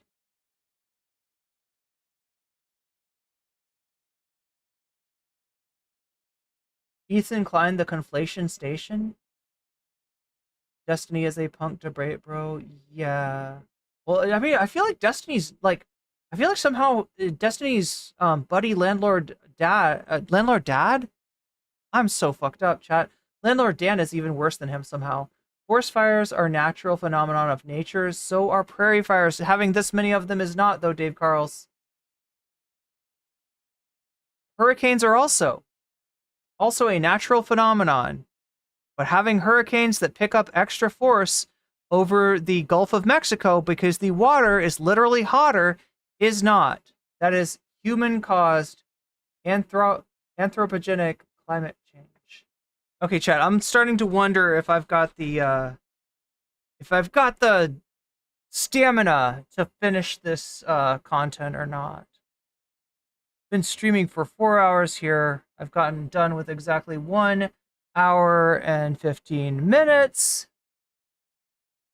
We are at 29% of the dono goal, making it really appealing for me to cut this stream short. I don't want to do that. I feel like we could maybe hit it, and if we had some kind of content to go like in between the beginning of this and the end of this, that might make it more manageable, but I don't know how much more of this I can do. Remember, when you donate, to let me know in the chat which of these topics you want to see as bonus content. Where right now it looks like it's still the Ethan, Destiny, or Hassan drama. I'm starting to get a little bit worried where it's still at 29%. The Tucker and Trump and Korean Granddad are tied in second, and gaming is in third place. It looks like, wait, what is this? Tucker and Trump has got a little bit of extra, but not enough to overcome the poll. So right now it's definitely Ethan, Hassan, and Destiny that are winning. And we'll see what goes on. I gotta pee. 3 hours will take me 6 hours to get through, maybe so. And he said someday it's going to be the way to go, but the problem is it's so dangerous in terms of war. He said, Right. But yeah, just in case I haven't said it already, the things that make the dono goal go forward are if you super chat, if you use a super sticker, if you get yourself a membership on YouTube, or you gift memberships to other people. If you're donating to my Throne account or signing up on Patreon, all of these things make the dono goal go forward and give you the ability to put your money where your mouth is by letting me know in the chat which of these topics appeals to you, and you can buff the topic. You can add points to the topic, and I'll put your donation as a percentage. Apply it to the topic of your choice, thus maybe helping guide the dono poll in a direction that is interesting to you. So that's what we're doing right now. That's what we're doing. I probably need to pee. I'll pee. I'll keep Trump going, and then I'll come back. I just feel like, I don't know. What was I expecting? Oh, this was going to be really excited. Narwhal by Nature, thank you for the 5 gifted subs to Julie M, you just got weaseled. Nikki, you just got weaseled. Pine Tree Puller, you just got weaseled. Fatty, you just got weaseled. And Katarina Santelli, you just got weaseled. And that's a good thing. I'll probably feel better after I pee. That's what I'm planning on. But yeah. That puts us at and I'm guessing, Narwhal, are you putting that towards Tucker and Trump? So look at that. That actually does put Tucker and Trump, I think, in the lead. Yeah, it's in the lead now. And wait, what did I just do? I didn't change that, right? So it's 44%.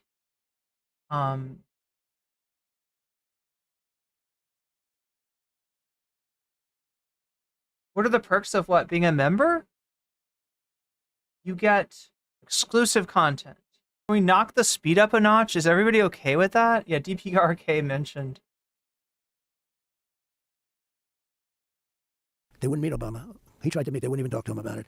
Trump's Putin orders Diet Coke. And I think he expected to go to war. I actually do. I believe he expected to go. And we checked their nuclear stockpile. It is substantial. I mean, I said, you do anything? I got to know him very well. I got to know him better than anybody. And I said, do you ever do anything else? Why don't you go take it easy and relax? Go to the beach. You have beautiful beach, nice beachfront property. You know, kiddingly. I said, you're always building nuclear. Just relax. You don't have to do it. Let's build some condos on your shoreline. They actually have gorgeous stuff. And he said... and how did that work? I just have to do it because Did he stop building nuclear? I need it for my safety, etc. I got to know him very well. We had no problem with him. If you have a smart problem, if you have a smart, really the right president, a smart president, you're not going to have a problem. And I say it to people, we have a bigger problem, in my opinion, with the enemy from within. And it drives them crazy when I use that term. But we have an enemy from within. We have people that are really bad people that I really think want to make this country unsuccessful. When you look at what's happening at our border, Joe, when you have people coming in that, when other countries are allowed to empty their prisons. Is this too fast? Is there a 4x speed? Our country with murderers. We had 13,099 murderers dropped in our country over the last 3 years. And 15,000 rapists convicted. Rapists, Yeah. drug dealers, drug He actually sounds smart. Yeah. Ones that have been accounted terrorists, for. correct. People from mental institutions. What do you think the strategy? Hannibal Lecter? Hundreds of thousands of major criminals, tougher and worse than anybody we have. These Well, are we've seen the consequences of it in San He Antonio. wants to say Hannibal Lecter so bad, but they've told him, don't say Hannibal Lecter. Don't say Hannibal Lecter. Taking over apartment buildings in Aurora, Colorado. They take over right. apartment buildings. These Venezuelan gangs. just the beginning. What do you think the strategy is? You know, one of the things that they've said is that you stopped a bill from being passed. But didn't that bill also include amnesty for the people that are already here? Joe, this is years after the fact. The damage was already done. But what was the bill? Well, the bill was What nothing. the It problems allowed with the 2 million people in. They were going to get amnesty. It was a horrible bill. It didn't protect us at all. But we should just tell people what the strategy is. So one of the things Well, that's I'll been tell you very, what their strategy One of the things that's been very clear is that they've moved a large percentage of these migrants that are coming across the border illegally. They've moved them to swing states. Like, this is what's going on with Springfield, Ohio, right? They're in swing states. Well, that's not a swing state. I'm going to win Ohio by a lot. If they've been moved from one state to another, it's more likely through the intervention of somebody like Governor Greg Abbott of Texas, right? Known for, for transporting, some would say human trafficking migrants from one state to another, right?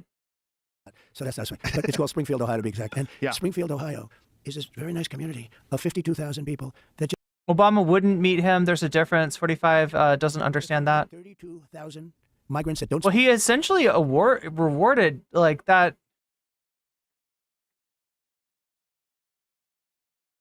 Venezuela sounds like the safest place to migrate to if they're rapists and murderers. That's what he's saying. He's literally saying that. He said that he wants to go to Venezuela. Like, I don't know if he meant like after the election, if he doesn't win or what exactly he meant, but the truth of the matter is that were Donald Trump, considering the fucking pain and suffering he inflicted on that country, were Donald Trump to actually go to Venezuela, he would likely meet the same end as Muammar Gaddafi. language dropped into their community. There is no love lost for this guy in Venezuela, right? You can't get into a house. It's fucking, if it's he's got the, fucking bronze balls to say shit like that. You can't get into a school. It's gone from a beautiful little place to a horror show. He afforded the dictator of North Carolina the prestige of meeting with the president of the United States. And the mayor is a nice guy. And the mayor says, we're looking for interpreters. I said, no, you've got to remove them and bring them back to their country. Mostly Haitians in this case. But they speak no language. They speak no English, man. They speak no language. No language whatsoever. They just communicate in grunts. The language they do speak, they can't get interpreters. They can't do anything. And the mayor's trying to be politically correct. They're all trying to be. In Aurora, Colorado, you have the worst, probably the worst gang. MS-13 might even be, those two are the worst gangs. These are Venezuela gangs. They have taken over apartment. Yeah, Joe Rogan's finger down Trump's throat that triggered his word vomit. And for that, he can never be forgiven. They want to take over the whole thing. And you have a weak governor, a pathetic governor, who's a radical left Democrat. He doesn't know what the hell to do. But you have it in many other communities, but they don't like to talk about it because it's bad for the community to talk about it. These people have been let in here by this imbecile. She's a low Did I say North Carolina? I could have. IQ person. Is North Carolina going to get the nukes? IQ. Right, but it's obviously not just her. There's Dana White, who you love, who I love. I assume you love. Love that dude. I think he's in a class by him. he's probably the reason why you're here. I don't know, maybe. He's one of the big ones. He is the greatest guy. I love I that. always say nobody's indispensable. Everybody can be replaced. Maybe you can't be. You might not be. But Dana White, truly, I don't think. The things he sold it for $4 billion. I said, what the hell? Who the hell is going to pay $4 billion? And they made like a great deal. Yeah, it's because worth of more him. than that now. Take him Yeah. out. I think it's a whole different. No, ballgame. he's the best And he's funny also promoter of the all time. greatest guy. He spoke at the whole thing with I had just been shot, and he got up and he spoke so better than anybody. I mean, who would be better to introduce you? I asked of all the people, and I know the biggest people in the world, and they all would have loved to have done it. I said, Dana, would you do it? It was interesting. He was away. And he said to the people that, one of my guys called, he said, I won't be able to do it. I just left with my wife and family. I said, he said, no, yeah. I was a little surprised, even though I knew he was very far away. He was in some place, and he deserved it with his family, the whole thing. And then I said, all right, let's enter. So we're looking who we're going to get. And all of a sudden she comes in, Sir Dana White just said he's going to do it, and he's coming back in tonight. He's taking it. The guy is just an incredible guy, and he's like a tough champion, but loyal. Yeah, he's got to be one of your favorite people. He's one of my I favorite love him to people. death. I've been friends with him for 23 years. I love him. So to death. would you have, because you're, Institutions are all rutted out. That's why we got Trump. Wait, why is my... Oh, no wonder the old... Oh my God, chat. Why is this not working? Sorry, technical difficulties. Huh? It's not working. Oh, I know why. Cha. Um.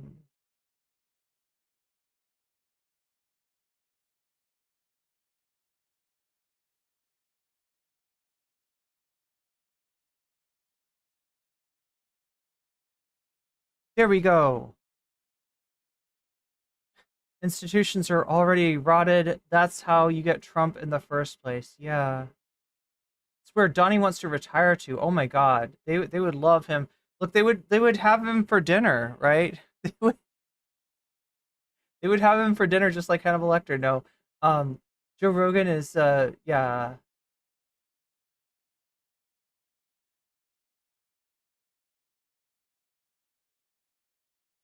Congo thing is definitely from Elon. What you're doing here is incredible. I mean, everybody tells me, all I know is today I'm going, you know, you're on Joe Rogan today. People tell me, like, I say, how the hell do you know that? But it's sort of, what you've done here is amazing.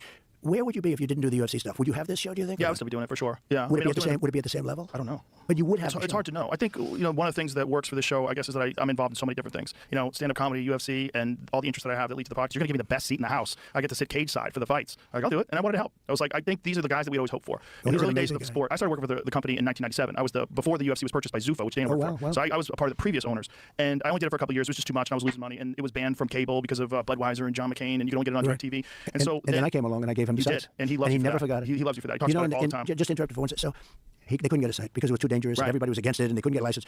And I gave him the first 2 or 3 sites. Yep. And they were great. Yeah, Cindy Prem, that's right. He does admit that. It's a pretty candid moment. Then he tries to immediately take it back. But we're what are we at? We're at 147. That's at 2:08. I've been streaming for 5 hours and 16 minutes. I think I'm gonna give it, I don't know, another 45 minutes. We'll see if we can hit the dono goal. I'll stick around a little longer if we hit the dono goal. But other than that, I want to see that clip, right? That's the one clip that I'm still hunting. And then and by the way, I went to the first fight. I said I never saw anything like this. It was crazy. It was so good. How do I adjust playback speed on Twitch? Wait, you can do it. Yeah, I think you can. What is it? It's in the settings, right? The best fight you've ever seen. It was like that fight, right? It was like what? It's like a wheel. It's like a, gear that you click on. Then it gave it to me again, and all of a sudden it caught on. But when I wasn't in vogue, I've had time. You probably never had a time, but I had times when I wasn't exactly in vogue. Dana, they called him. He said he's the greatest guy. There's nobody like. Thank you for enduring this with us. Bad about that guy because when I needed, you were welcome. I had a hard time at the beginning. They almost pulled the plug a couple of times, right? He said he stood up and he gave us stuff that nobody else gave us, and nobody wanted anything to do. And he said, I will never. And there was a time where it would have been very popular for him to say bad stuff about me. He said the greatest stuff about me. He said, you're going to try and get me to say bad stuff about Trump? I'm never doing it. He's an unusual guy. Very unusual guy. He's a fantastic guy. Perfect guy to be at the helm. $9.99. Venezuela is sending some sick puppies like Hannibal Barker. He's crossing the wall with over 200 elephants. Hannibal Barker. Oh my God. Yeah, they've emptied out their asylums. They've emptied out their prisons. They've emptied out their... Something so controversial as the UFC. Less controversial now. Well, now it's huge. Yeah. Well, this was always the thing that I would hope that it would be. I always knew that it was unbelievably entertaining, but I just didn't know if maybe I was crazy. Maybe I loved it because I've had this long history of being involved in martial arts. Thank you for the super chat, David Cliff. Maybe like other people just think it's too violent, but can boxing make it? Yeah, boxing's still a great sport. Yeah, they're going to start promoting boxing now, and with Dana at the helm of it, I think boxing can return because the thing is. Oh, what can go wrong here? What can go wrong here? We get Vince McMahon's old company, all right? We get the Kingdom of Saudi Arabia, right? Don't mess with them, or else you'll end up chopped up. I shouldn't make the joke about it actually happened, right? Yeah, and then you got Dana White. What could go wrong? What could fucking go wrong? That's a great team. I'm so thrilled to know that that's the future of sports entertainment. Jesus Christ. Other people, maybe promoters don't want to make the Latin named guy Hannibal. Because they want to protect their fighter. Controversial fights where it's dangerous. Like you don't know this guy could lose. And so the Saudis, they're smart. They just offer a tremendous amount. Wait, what does Palumbo got? Is that like a steroids thing? And they're putting together fights that no one else can put together. They're doing that in boxing. If Dana's involved, he'll probably make it good. You know the amazing thing though, in fighting, no UFC fighter they say has ever died, and it looks to be much more violent than boxing. Many boxers have died. Isn't it interesting? And Dana tells me because they take so many shots to the face. Yes, and there's also no other options to preserve yourself, to protect yourself. So if you get hit in a UFC fight, you can clinch. You can try to take the fight to the ground. You have options. Also, you don't get allowed to get knocked down and then get back up. When you get knocked down, you're concussed. And generally, you know, if a guy's really hurt, they can be finished on the ground and the fight's over. If it's boxing, you have 10 seconds to get up. You get up, your head kind of clears, but you're still in real bad trouble, and you can kind of run away and survive until the bell rings. They're only 3-minute rounds, and then you start again. So you're getting repeated punishment to the head. You know, and then there's also the issue of guys weight cutting, you know, which is a problem with the UFC as well. But weight cutting in boxing has led to, if you look at deaths in boxing, there's very few of them in the heavyweight division. Most of the deaths in boxing are the lightweight divisions because when guys dehydrate themselves to lose weight, to make weight, their brain is the last. Yeah, the making weight is like, if you ever want to watch something that's really difficult to watch a fighter named Chris Cyborg. Watch her cut weight. There's a video on YouTube of her. Oh my gosh, she's in a sauna. She's like spitting into a cup to get, to dehydrate herself. She's doing like all this shit. She's doing like all this shit to try to get her weight down, and mostly cutting water weight, right? That's the real way that, you get those last few pounds off. And she looks like she's ready to die. She does not look good. She does not look good in this. She's on the heavier side of a lot of the boxers. She's a MMA fighter of the MMA fighters in her division. So it was a particularly rough cut that she had to do to make weight.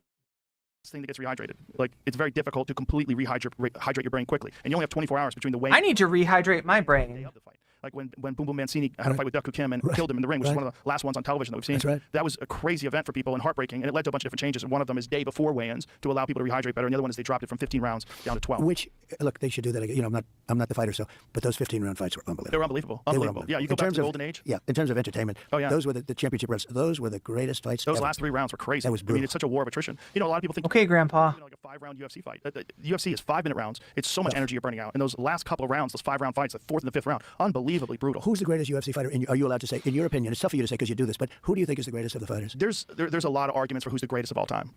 John Jones, most people would say is the greatest of all time, never lost. There's certainly a really good argument for that. There's another argument for George St. Pierre. I always leave in BJ Penn in his prime, Anderson Silva in his prime. Mighty Mouse. People forget about Mighty Mouse because unfortunately he's a smaller guy. He's 125 pounds, flyweight champion. He's one of the greatest expressions of mixed martial arts. Pound for pound. And Khabib? Khabib's fantastic. But if you looked at like accomplishments in terms of championship fights, Khabib retired 29-0, but he didn't have as many probably world never championship lost a fights. round. They say he might have lost to Gleison Tebow. He might have lost to him. He might have lost a round. And that was a controversial fight where people think that Gleison Tebow could have even got the decision in that fight. I'd have to go back and watch it again to make a decision. But they're great athletes. Oh, the best athletes in the world, and the most dangerous sport in terms of like I always call it high-level problem solving with dire physical consequences. Yeah, it's just that's what fighting is. I'd never forget. So there was a fighter named James Toney. Oh yeah, I love James Toney. He fought as a very light fighter, and he ended up as a heavyweight. This guy went through everything. He was almost like a lightweight. He went from middleweight all the way up to heavyweight. Yeah, and Peter Van Holyfield is a heavyweight. And he was a real fighter. Oh yeah. Okay, so that's real. That's real. Palumbo gut. I didn't know about this, but like, I mean, I know what you're talking about.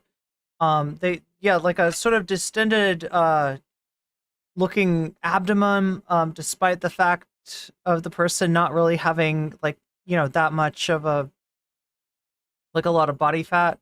It just kind of pushes out, and you can see it in a lot of wrestlers too. And I think it was wrestlers were, like so of all the sports, right? They have all been racked by performance enhancing drug scandals. Wrestling is the one that kind of like. Erock 121 super chatted $10. Vox indeed. Got you, Erock. And thank you for the super chat. Well-timed super chat. Vox, okay. Let's make that happen. We're at 68% of the dono goal now. And Vox Populi just got an infusion, which might make it more likely for Ethan Hassan. Excedrin win. Actually, it's very close now. It's very, very, very close. Trump's daddy is still winning, I think. I think that's what's going on.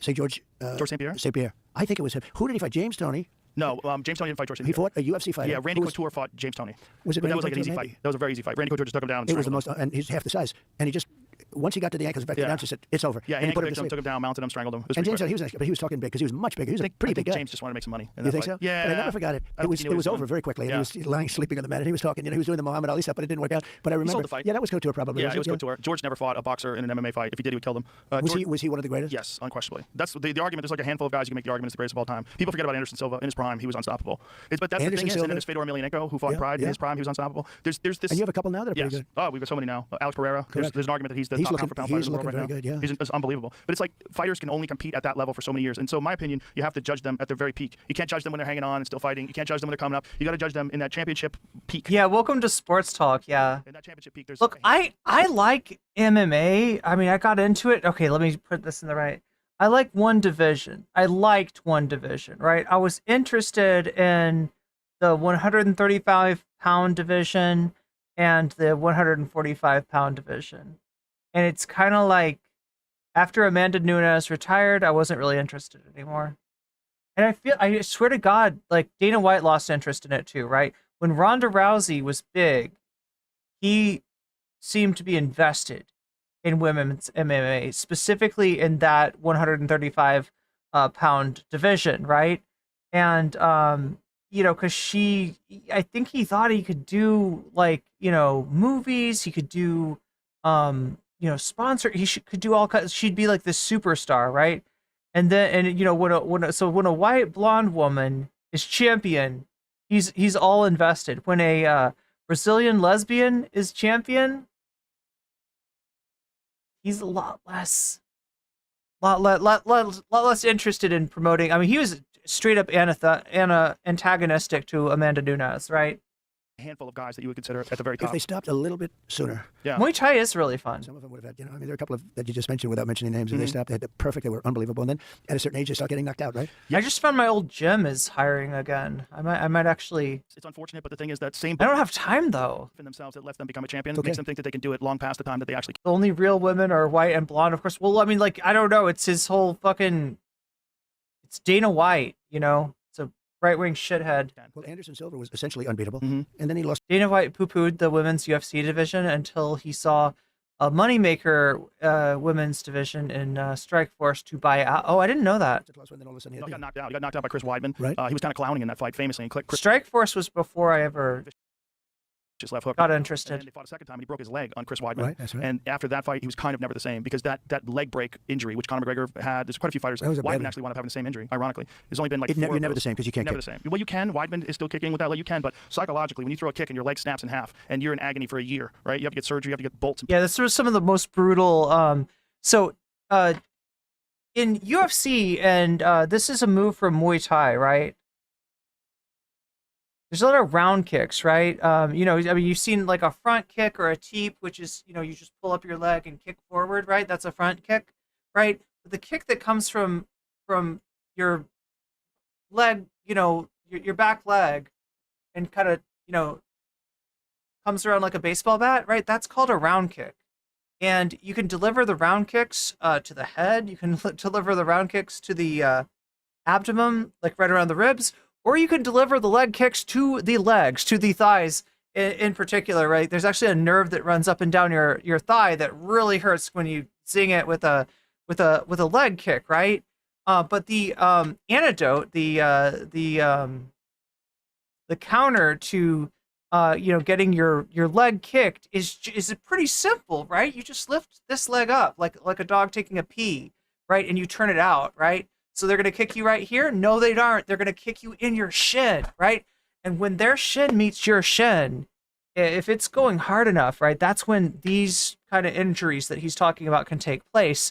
And yeah, it is a breakage in your lower leg of most likely the tibia.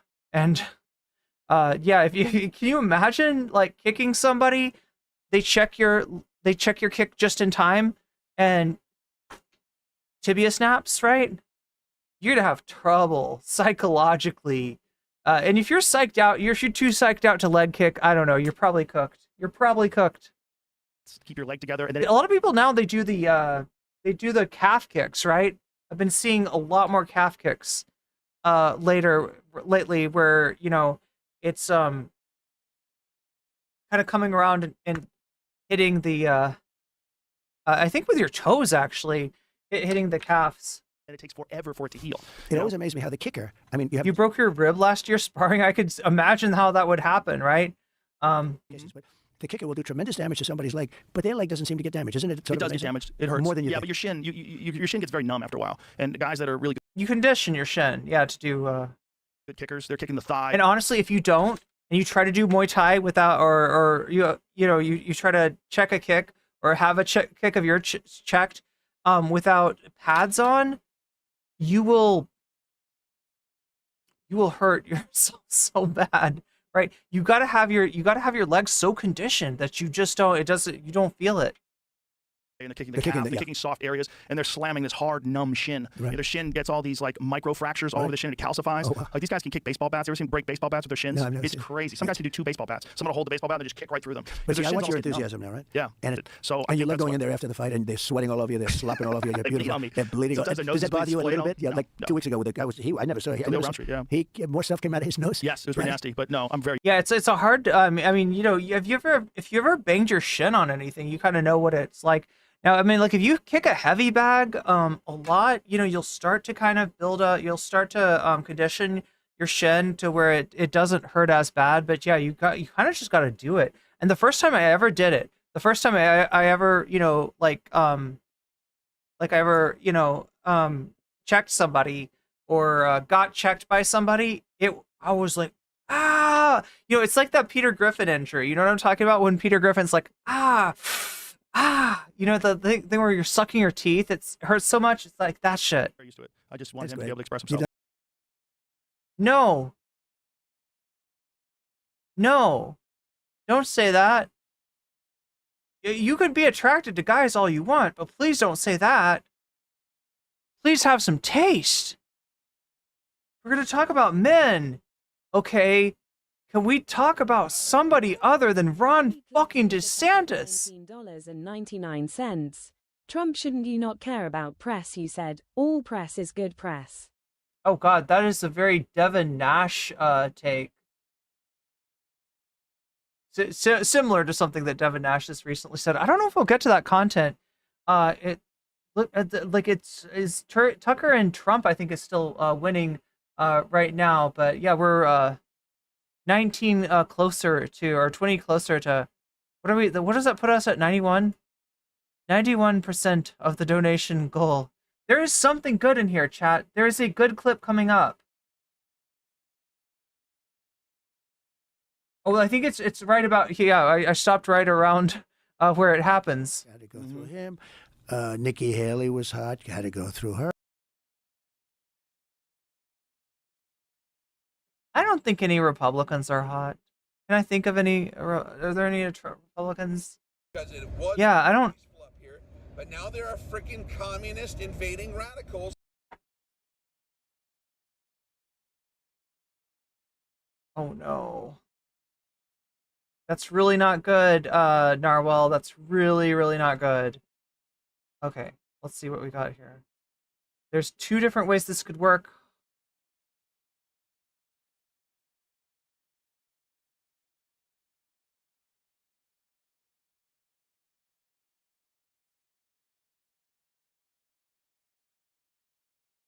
Okay, we gotta just get Trump off the screen. Trump off the screen immediately. That's the best bet. Okay.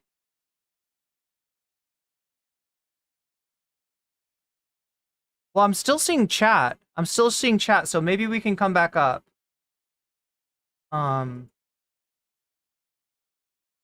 Stick with me.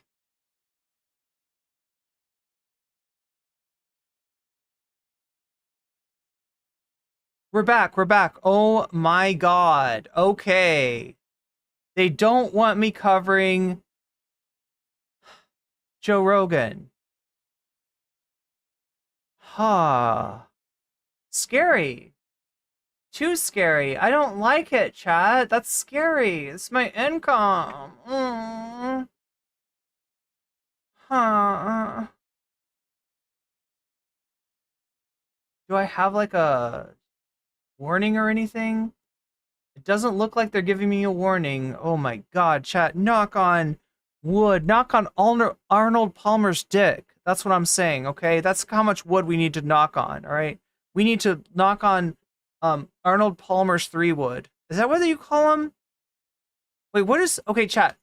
Can you help me out with golf? Golf, you got clubs, right? Clubs are drivers and wedges? What are the other ones called? Can somebody help me?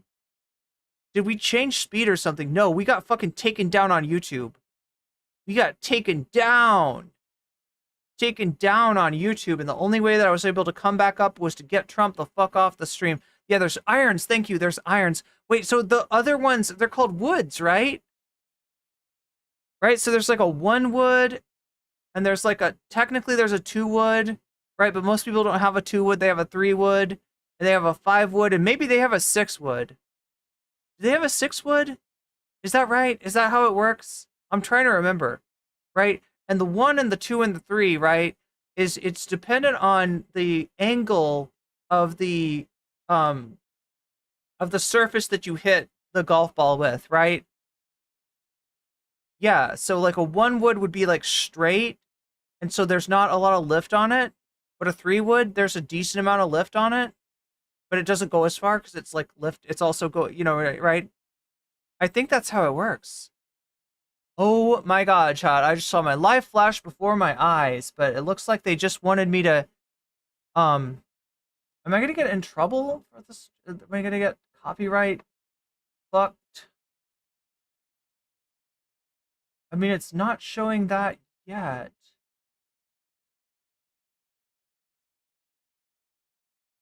I don't do golf putters. Yeah, putters are the ones where you do the little, you know what I'm talking about? The little, like, right? So there's the big hit, which is the driver, right? Which is the wood. Wait, it's not always wood, is it? Wait, okay, so if a driver's not made of wood, do you still call it a wood? Do you still, like, because I just said knock on wood. I said knock on Arnold Palmer's massive wood. Because, like, I'm so glad not to be freak. Why is Nazi black metal fans? What is going on with that? Oh my god, chat. Oh my god.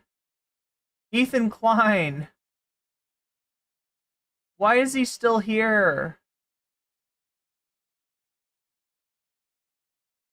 What's going on with this guy? Look at these guys. Look at these guys. Is he gonna bring up the Proud Boys? What's he doing?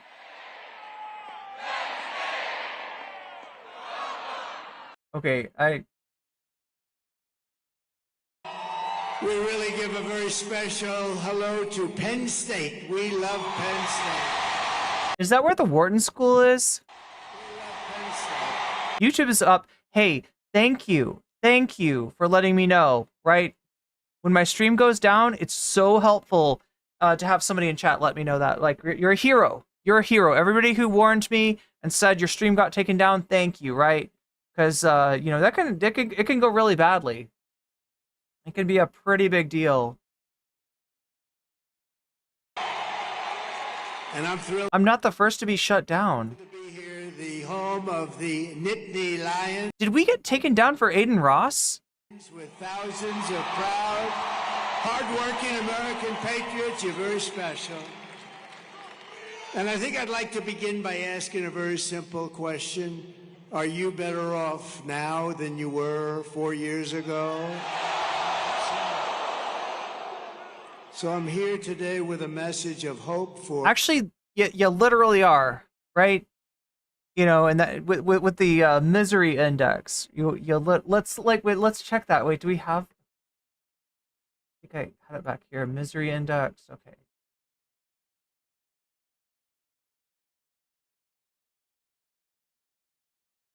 I wonder why they gave Joe Biden an end. But look. You want to know if you're better off now than you were 4 years ago? That's literally what this thing measures. 7.70, 6.79. Misery index says yes, right? Which is a combination of the unemployment rate and the inflation rate. So now, when we ask about Donald Trump, right? We're starting at 7.03, and we're ending at 8.06. That is a rise of 0.76. So under Donald Trump, are you better off in 2017 when he starts than in 2020? It would be 2021, wouldn't it? Why is it measured like that? Okay, that the end of 2020, start of 2021, whatever. And with Trump, the answer is no. So yeah, there you go. There we go. For all Americans, if you want to go out and win an election, Nice streak. That is a 10-stream streak, Firebird. PSA 4 years ago was when COVID was at its peak. But we got to close it out, right? We got to close it out.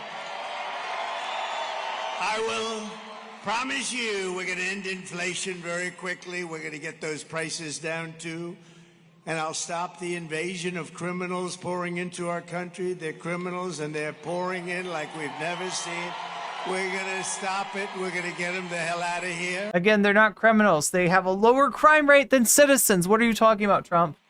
And I will bring back the American dream, because you want the American dream, and we're going to bring it back. So this is all you really need to know. Kamala broke it, and I will fix it. We're going to fix it very fast.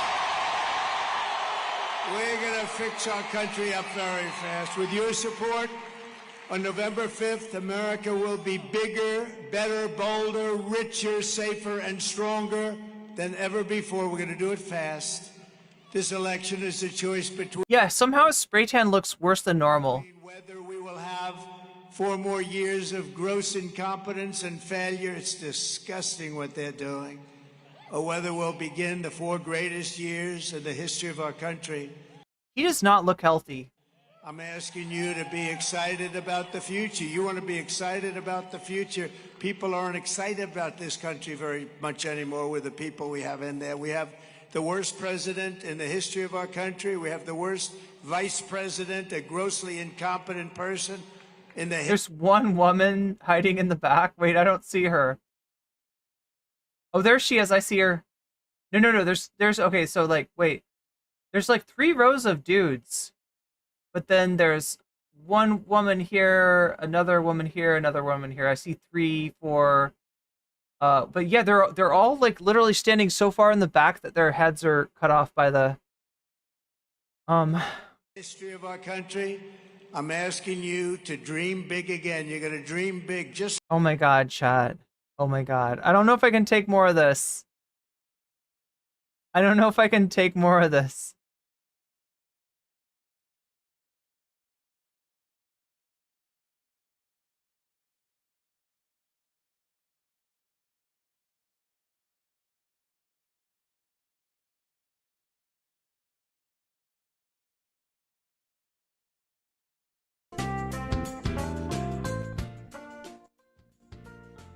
There we go. That's way better.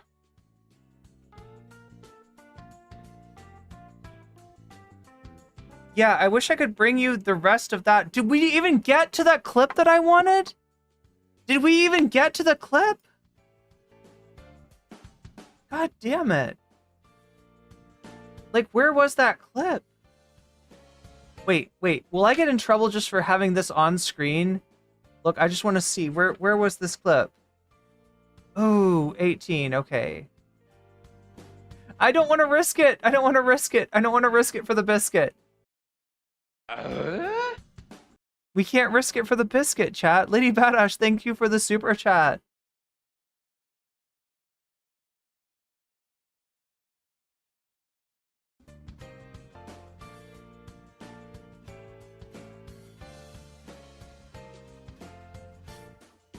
Do you think that Trump wants DeSanctimonious to treat him like he treated the pudding cup?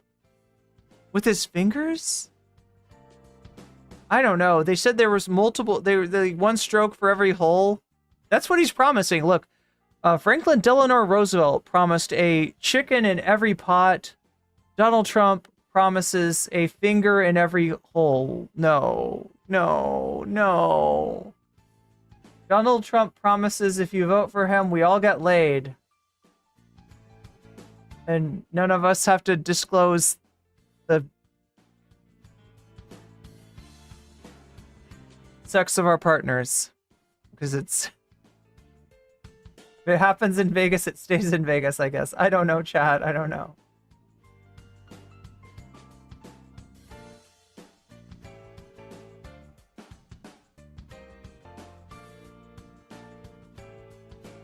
Right. They say that made, I don't believe it's this much, but it doesn't have to.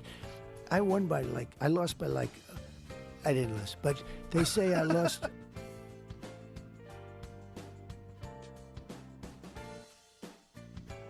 So that's what we missed. It wasn't, we were literally we were 10 minutes away we were 8 minutes away from that. God damn.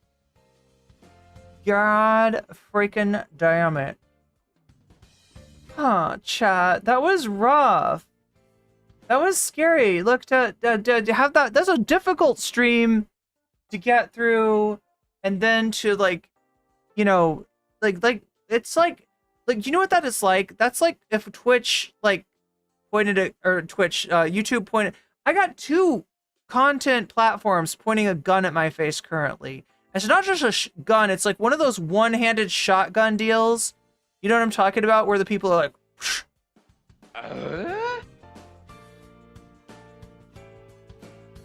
we are 1/5 of the way to being able to conquer Greenland. Is that what Trump's goal?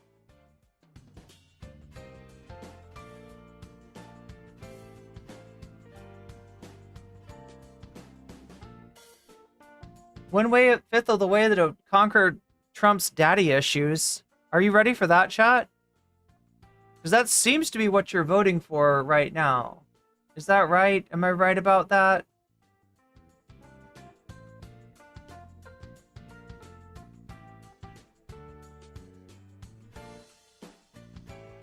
Yeah, look at that. We got a 10, look at that. It's like a 10-point Vox Populi. Oh, I can't do anything. Oh my god, what the fuck? All right, 10 points equals 10 plus 32. No, plus 25. Equals 35. Ethan, Destiny, and Hassan.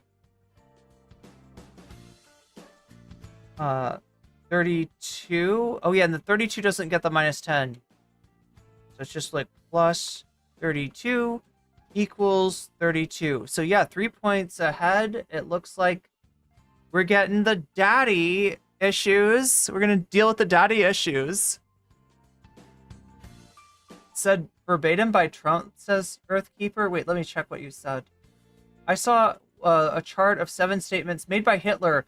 6 were verbatim. Yeah, this guy just... No, but he's like, no, it's just a coincidence. It's just a huge coincidence. There's no way. Like, I thought maybe he was just naturally... R.E. the opener. Troy Hewitt says, I consider you my sanity napkin. I'm a sanitary napkin. How wonderful. How wonderful to know that. I'm so glad to hear that I function as a sanitary...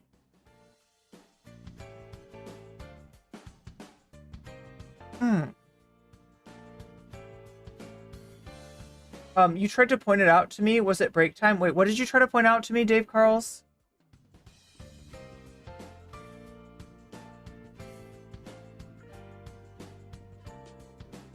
Yeah, Zaddy. Tucker is Zaddy. I guess. Yeah, perfect timing, true. Every hole is a goal. True, true, true. Lady Badash says Vox. Oh my gosh, wait. That makes this like that. And that makes this like that?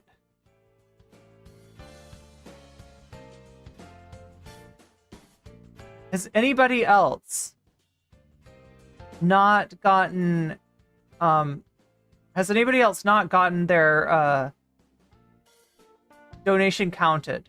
Anybody else want to put their...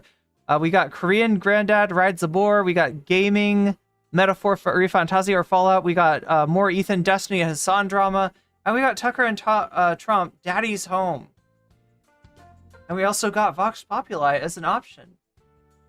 People don't always choose, but when they do choose, sometimes it has the sanitary napkin gets all the... Oh my gosh, that's true. That's true. I don't think he's quoting Hitler.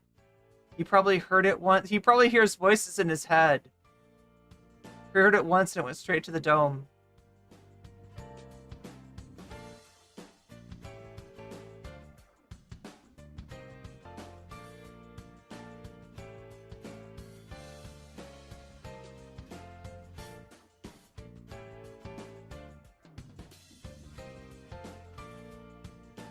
I mean, this Ethan content might be kind of rough, chat.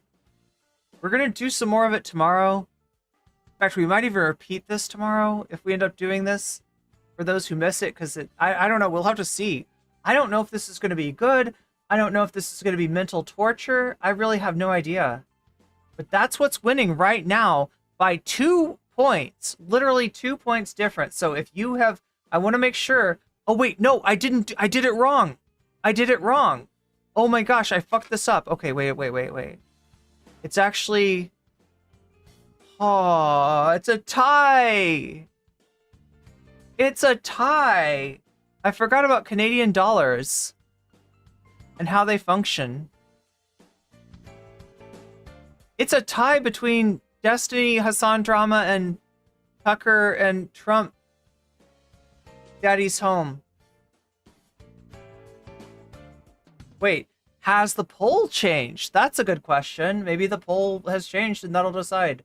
32 to 25. 25, 32. Nope, it's not changed. It's the same. I can't use the poll to decide this one. It is literally a tie. Literal tie that we're dealing with here. Oh my god, what a weird day. Right? I am so glad that I did not get...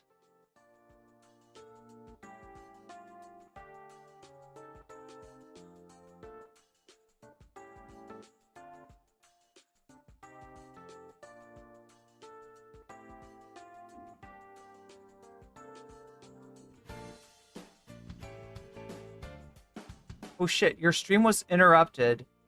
A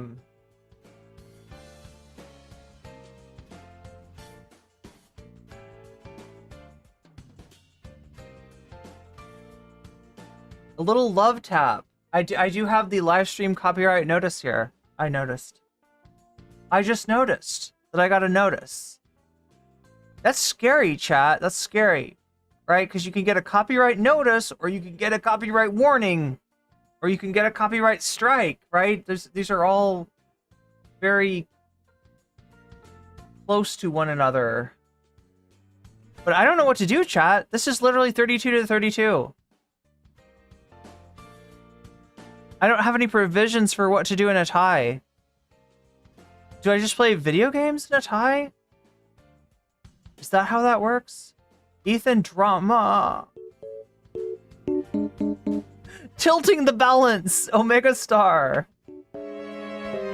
Tilting the balance towards Ethan Drama. Okay.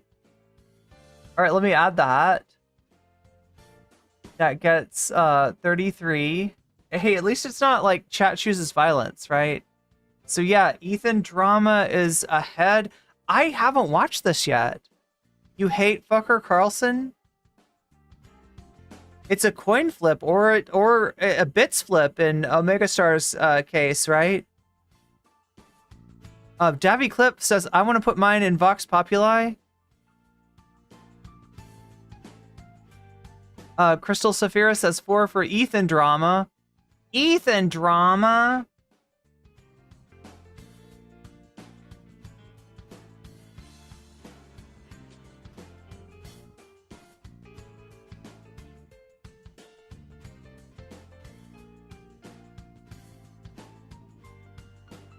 I mean, that, like, just takes this down to 25, I guess.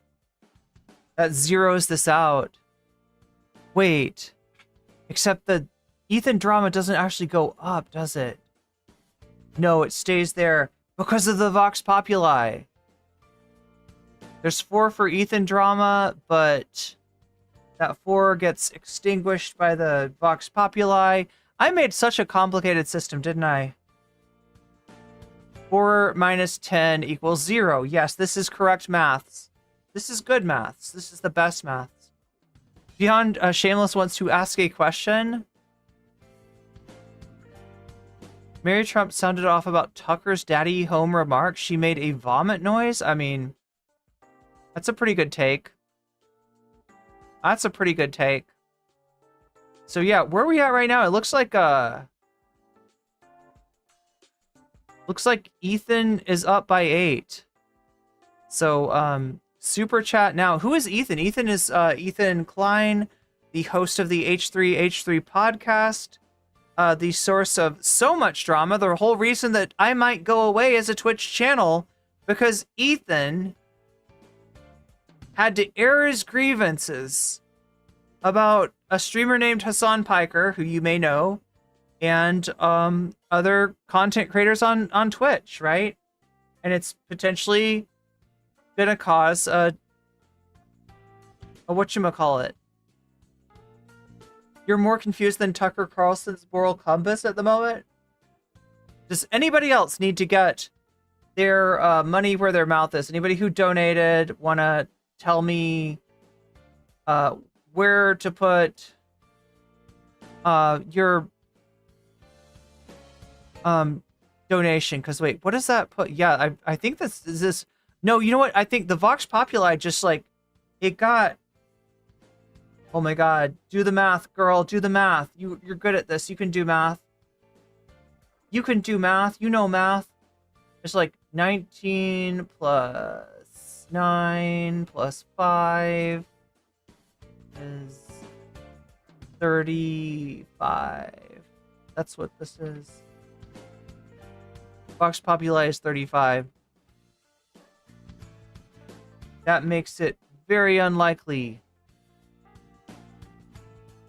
Unless somebody wants to change the way things are going with a well-timed super chat, it looks like the Vox Populi is so high that it's like there's nothing that it's like a black hole. The Vox Populi is a black hole.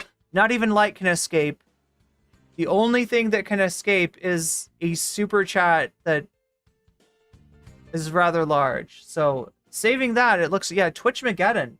Scary shit, right? Thanks to Ethan Klein. Thank you, Ethan.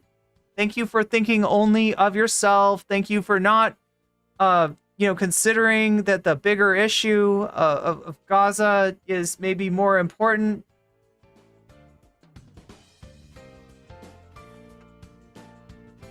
I'm very bad at math. Well, I'm good enough at math to know that it's very likely that Ethan Klein is gonna wait plus 33. Is it 33? It is 33. Yeah. Okay. So yeah, that when the Vox Populi is that high, that means that basically all that counts is the poll itself, right? And the poll is leading us to a date with Destiny, or rather, Destiny's best friend, Landlord Dan. Chat, I hope you're ready for this. I hope you're ready for this. Wait, I've got this in my...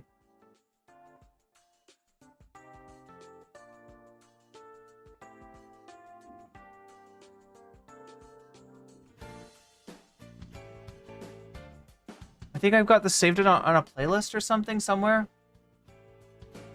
I can't believe they won't let us watch freaking Donald Trump. Hassan got to watch Donald Trump. Why didn't I get to watch?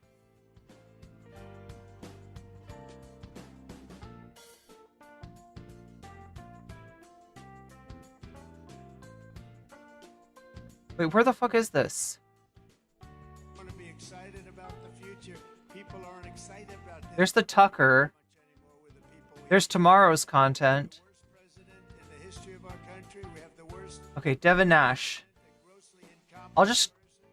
in the history of our country.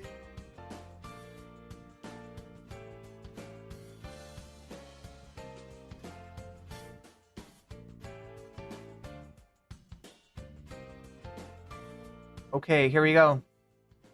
You know the best person to run Twitch? It's some startup right now that's worth like $100 million or $50 million. You acquire that company and have that guy be the CEO. So do I have to explain this? This is even more complicated, right? This is about the Ethan, Dan, and Destiny drama. But this is a different... Did I say Dan? So there's two Dans, right? One Dan is this guy. This is Dan, Destiny's best friend, Landlord Dan, who is like... Well, the man at war with Twitch. Yeah, that's I guess the best way to describe him, right? The confronting the man at war with Twitch. That would be Dan Saltman, Destiny's friend, right? The other Dan is Dan Clancy, the CEO of Twitch. What is Dan Saltman doing? He's trying to get Twitch's ads pulled, and he might have been successful. I don't know. I've heard various things. Because he's a startup founder, and he's hungry, and he's fast, and he's not going to put up with the bullshit. And he knows how to ship products. That's what you do. Slasher left. He did.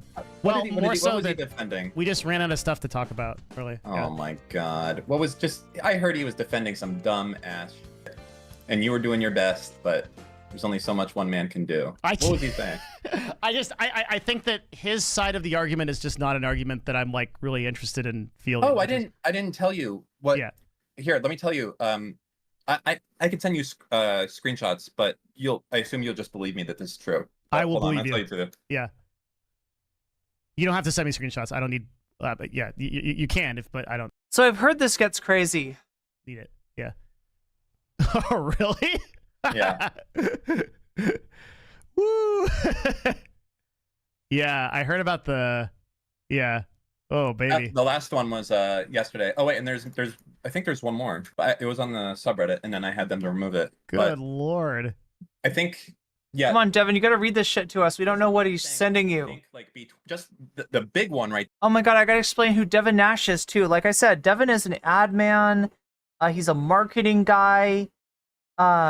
He is somebody that has spent a non-zero amount of time in the DGG community, but seems to kind of distance himself from it to some degree now. Right, that's Devin Nash that you're seeing. He does streams talking about like marketing, talking about sponsorships, talking about ads. He sells ads. That's kind of what he is. He places ads with content so that the ads can have the content. And it's weird because sometimes he minimizes the idea of brand risk, right? Which is what we're talking about with Twitch, right? So the idea is that Hassan is a brand risk, right? Hassan is bad. Hassan talked to the evil One Piece guy.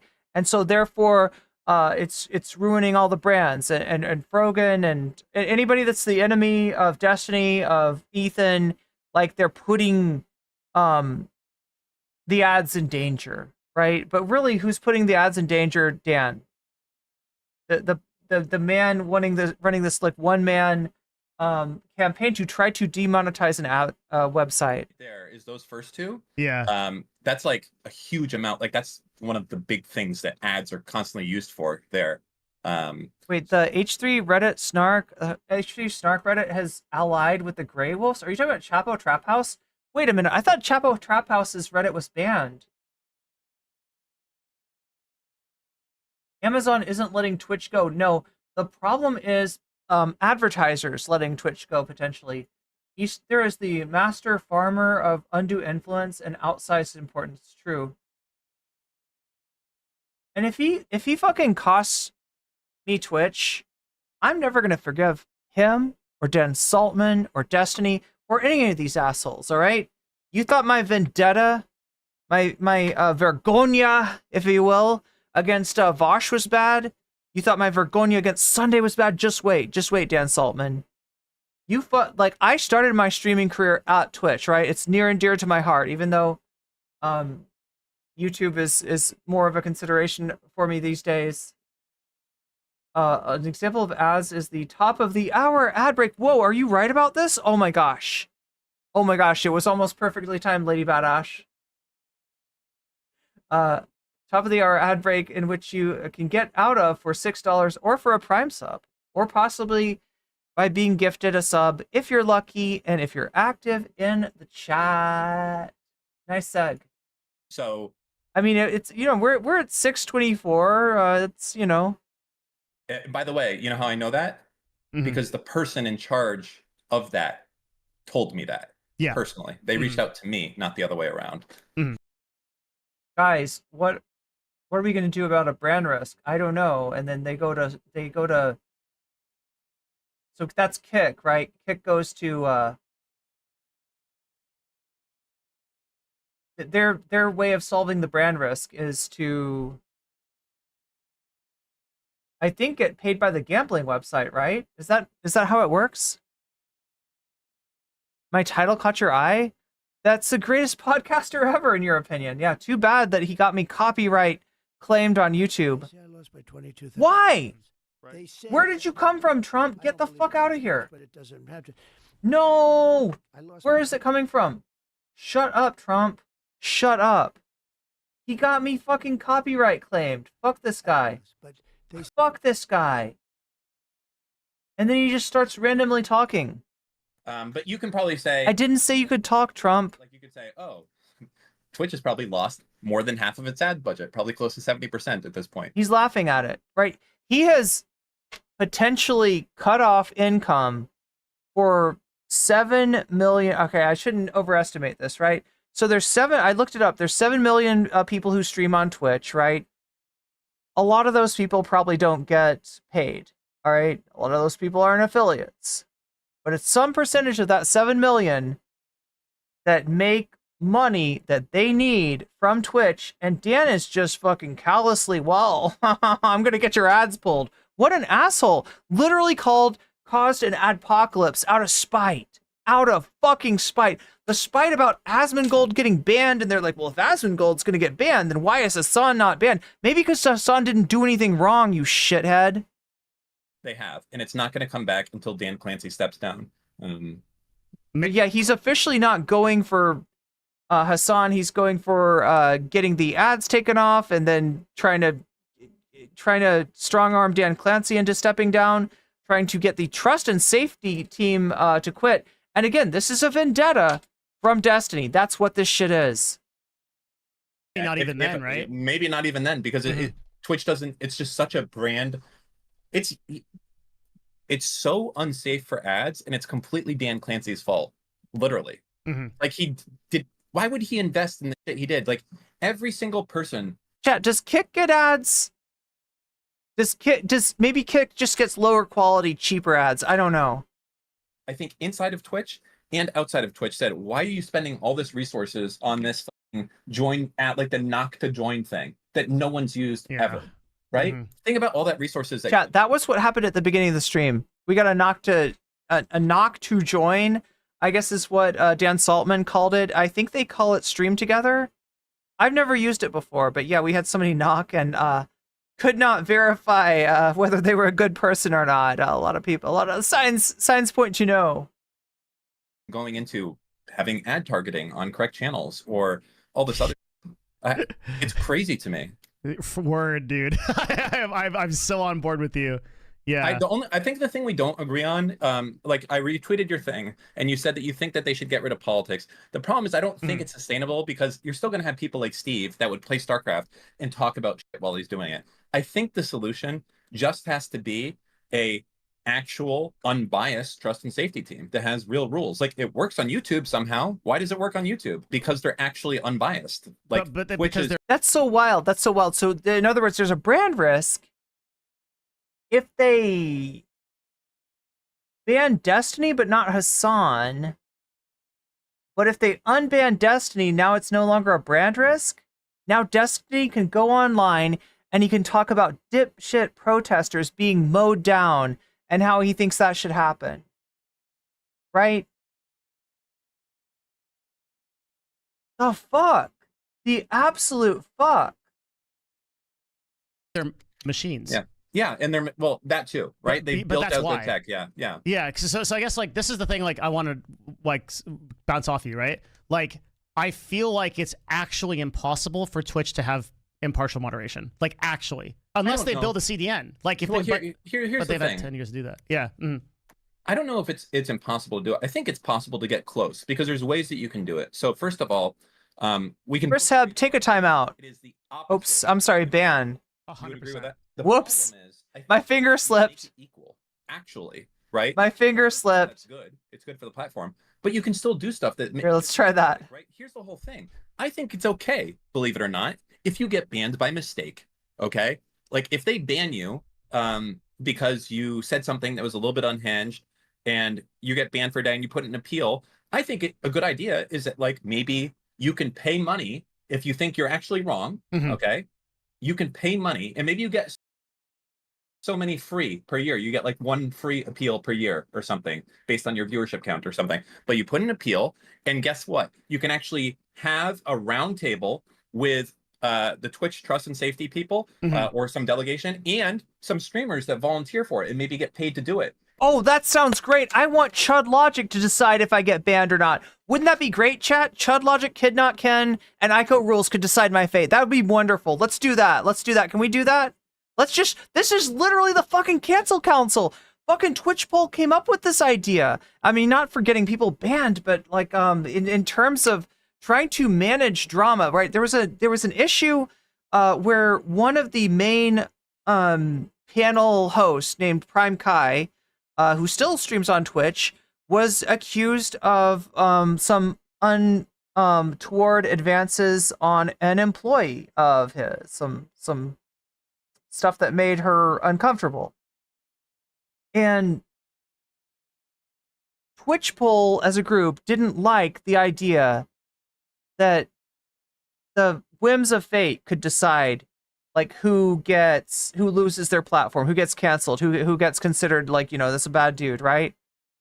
And so they decided they were going to make a council to vote. And these are like the worst people in the fucking world. Like this is a garbage fucking group of people that had gathered around. Do you all know an apartheid anime girl? Anybody familiar with who we're talking about? Somebody that with like literally racist. You want to talk about like racist takes that would make Asmongold blush? We're talking about a streamer named Aristocracy, right? These kind of people, Aristocracy, the purveyor of the largest Nazi Discord, like I'm sorry, comma, just so you know that I'm not calling Aristocracy. Although she was friends with this dude, like just the worst fucking Chud Logic was going to be a big person on this cancel council that they were going to have, right? So that they make sure that Dylan Burns doesn't accidentally get canceled, Prime Kai doesn't accidentally get canceled, right? They get to manage it. They get to manage it all and decide, you know, who's over and who's not. Anyway, this sounds like that only for banning people, right? That Dan Saltman, you are smoking crack. And then you're actually represented by your peers and by Twitch. Now you're saying, Dan, what other company does this? None of them. But Twitch seems unique in not being able to know how to handle this problem. I don't understand why it's only a problem. Did Twitch poll spawn from the poll board on Chan? No, but it is right wing, right? It was an attempt by right wing streamers to kind of take control over the politics space, right? And these worthless ass streamers, right? Like all of the Twitch poll streamers, all the streamers that spawned from Twitch, right? They were like, oh yeah, that seems pretty cool. Yeah, apartheid anime girl, we'll let you run things. Lauren Southern's editor, let's have you run things. Like, right? Let's have the extreme right wing run our social, you know, Discord where we meet to decide, you know, collabs and stuff like that, right? What could go wrong? What could go wrong? What could possibly go wrong? For Twitch and not for YouTube. YouTube just must be the fucking shit, honestly, at the end of the day. Yeah, how many inward indulgences do you got with your basic plans as Miskatonic? Well, can we talk about that? Because a lot of my... I don't know how YouTube does it. They have data. So what's happened is over the course of literally since 2017, right? Every video has been thrown into training data to inform a system that says this is okay for advertising and this isn't, that has been rated by the advertisers over that same amount of time. These streamers are huffing their own farts. I would agree. Wait, where's the farts? I need to... There we go. Wait, is the guy talking Destiny? No. This is Destiny's BFF. This is Dan Saltman, aka Landlord Dan. Jesus wept. Pay to win moderation. Oh my god, chat. I feel like I'm getting frustrated because like I'm having to explain to you so much drama that like happened, I don't know, 2 years ago or more that I don't talk about because this shit is toxic as fuck. And I'm so glad that these people just fell off on their own, right? I'm so glad to not have to worry. I mean, there are people, you know, from this network, right, still out there, are relevant. Dylan Burns, Kevin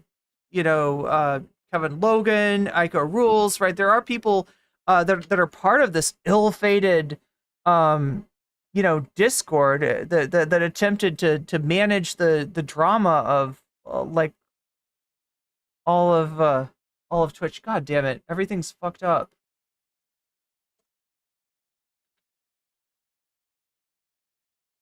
They just sound alike? I guess so. Kind of.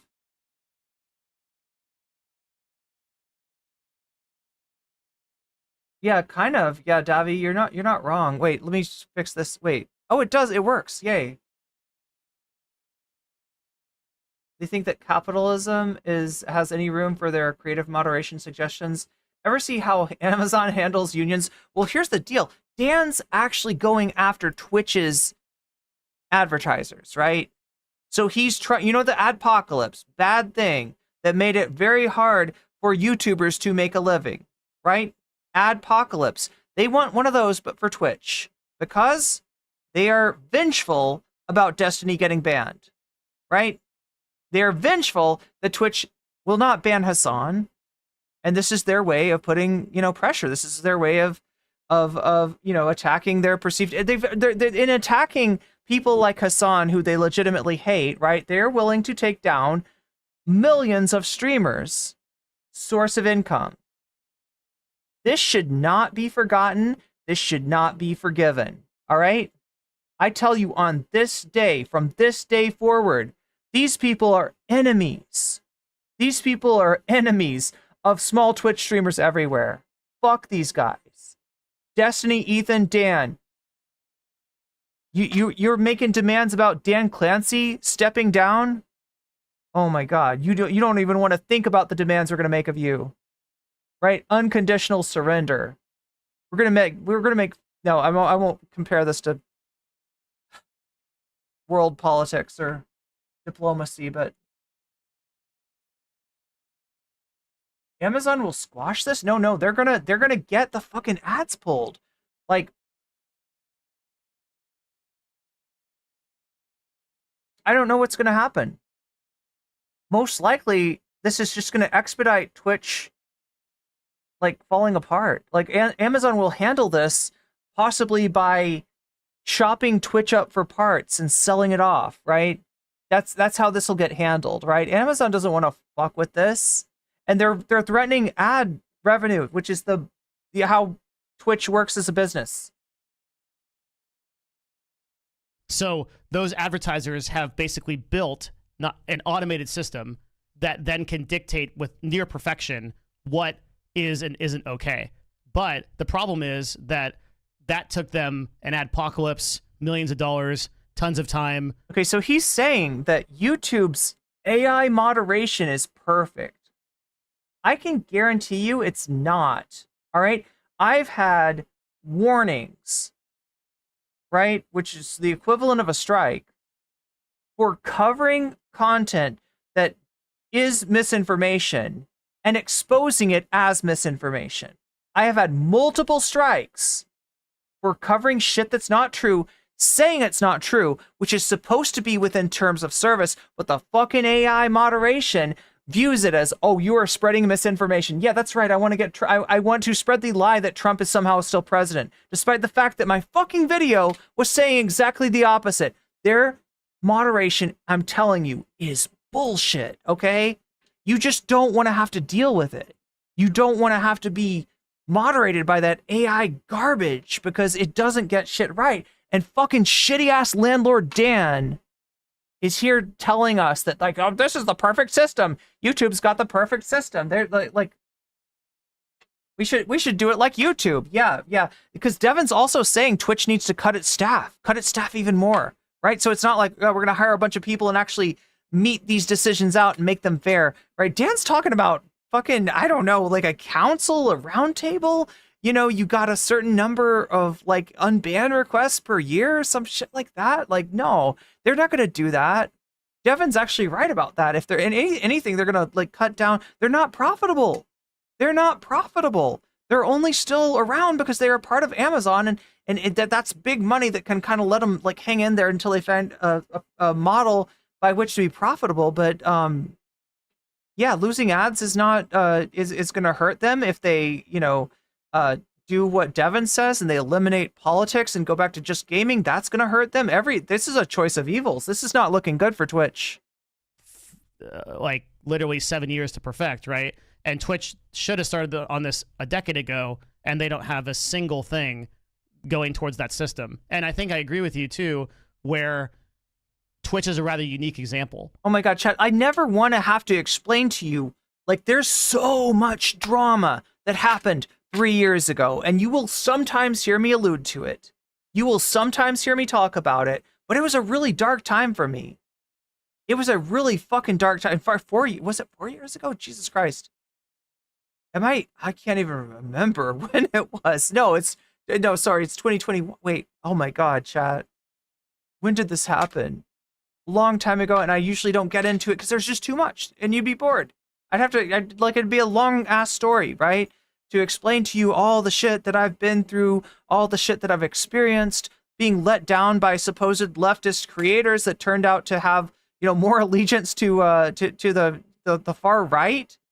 If it helped them make money, I've been through a fucking lot, and this all kind of ties back to some of that, but I don't want to see Twitch get taken down by these shitheads, by these vengeful assholes, right? I don't want to see millions of small streamers impacted by these fuckos. So you know, I'm sorry. Yeah. Can I ask you, what is so rotten inside of Twitch's culture that wait, who else is here? Made a statement. Let me forget that part. How incompetent is the CEO that they're not making a statement as every day they're bleeding more advertisers? Maybe they would be like, okay, I got to step down before I destroy this company. Yeah, it's a great question. What is going on? Why? I don't know. I wish I knew that. That's a really good question. Like, I feel like if I was Dan Clancy's boss, I'd be like, okay, let's see. First thing everyone always does, let's wait this out. It might just blow over in a day or two, right? Yeah. But now you're seeing it's not blowing over in a day or two. Now it's only getting worse every day after every day. At what point do you say, you got to go, bro? You're fucking going to destroy this company. I'm so shocked. But I'm actually... So there's that part that I'm shocked about. See, now I'm confused. I'm legitimately confused. Because yes, if they're getting their advertising, like, held in limbo, right? And that they're...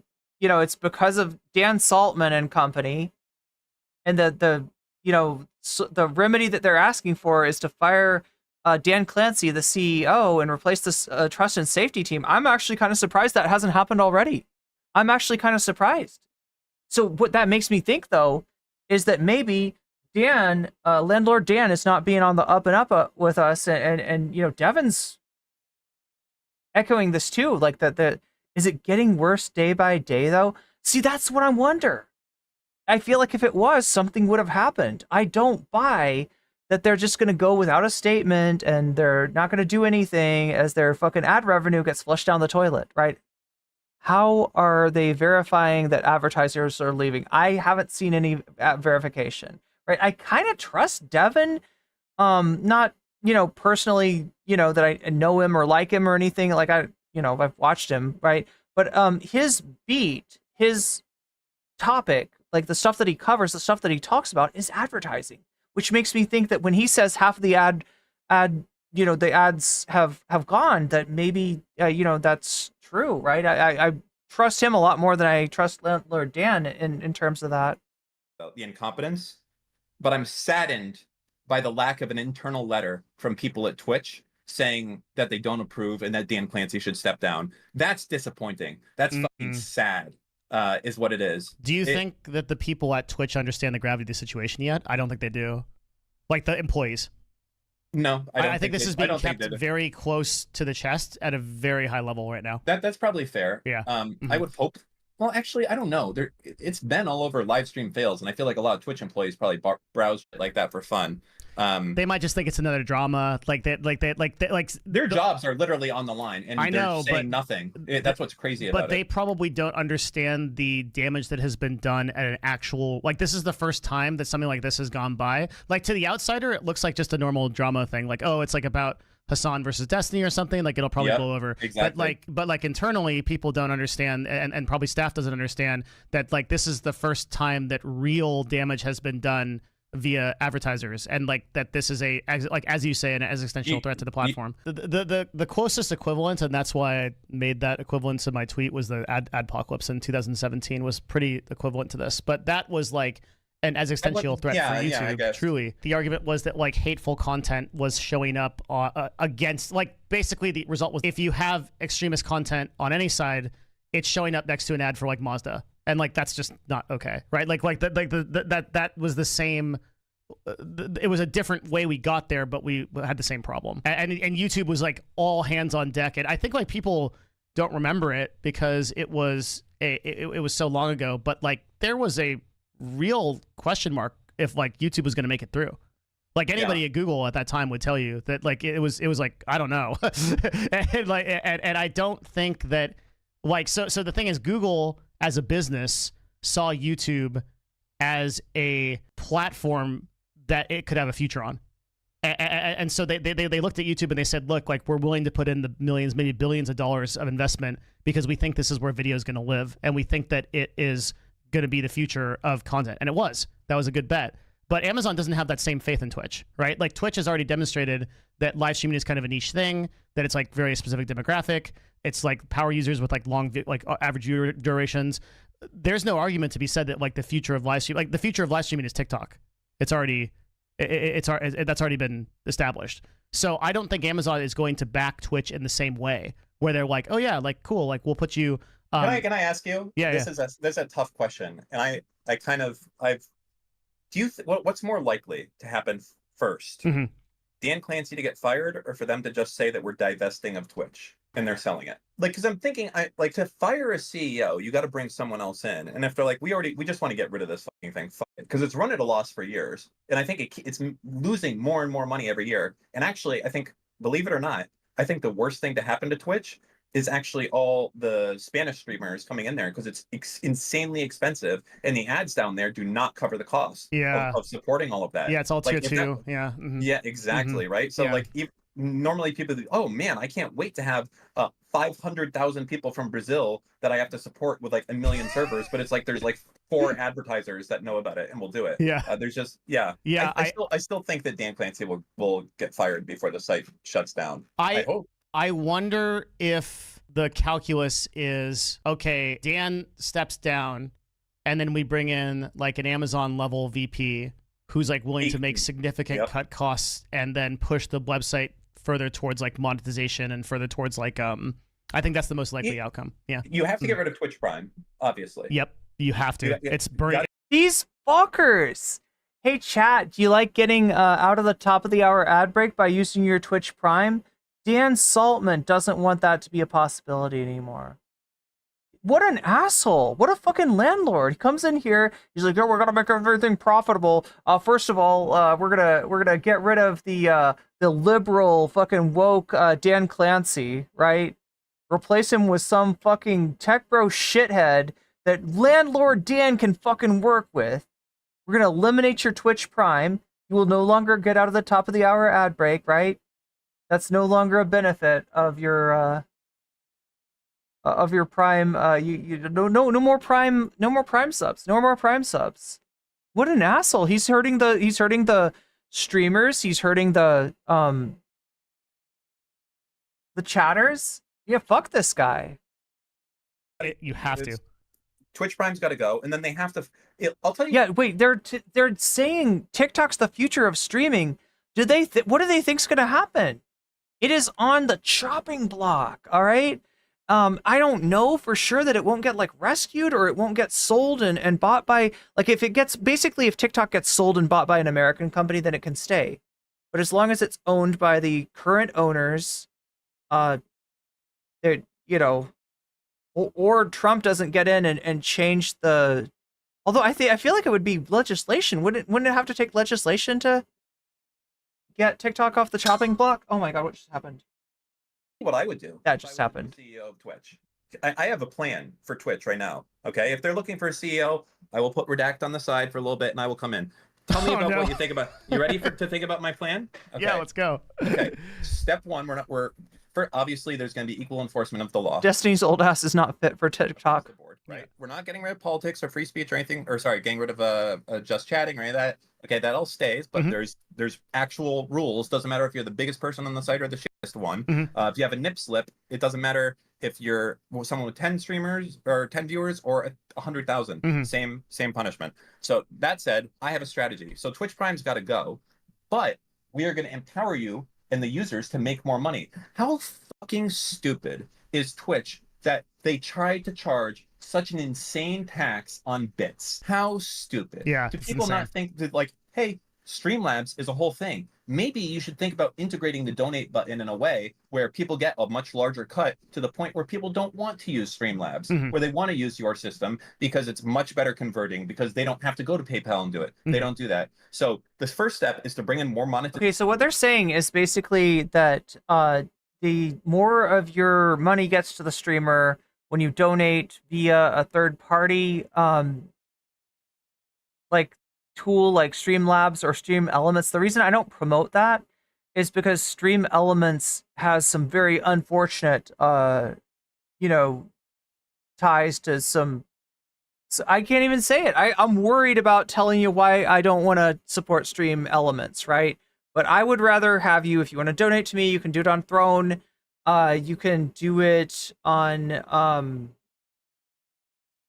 I think I have, you know what? I don't have this on my Twitch, right? But on my YouTube description, I always have a Cash App and a PayPal, right? There's better ways to donate to me. The bits, they end up like, I think, charging you extra and then giving me less or something. It's kind of a shitty thing. I appreciate the bits, but that's what he's talking about, right? Is that like, so people will use Streamlabs and Stream Elements. There's reasons that I don't want to use those.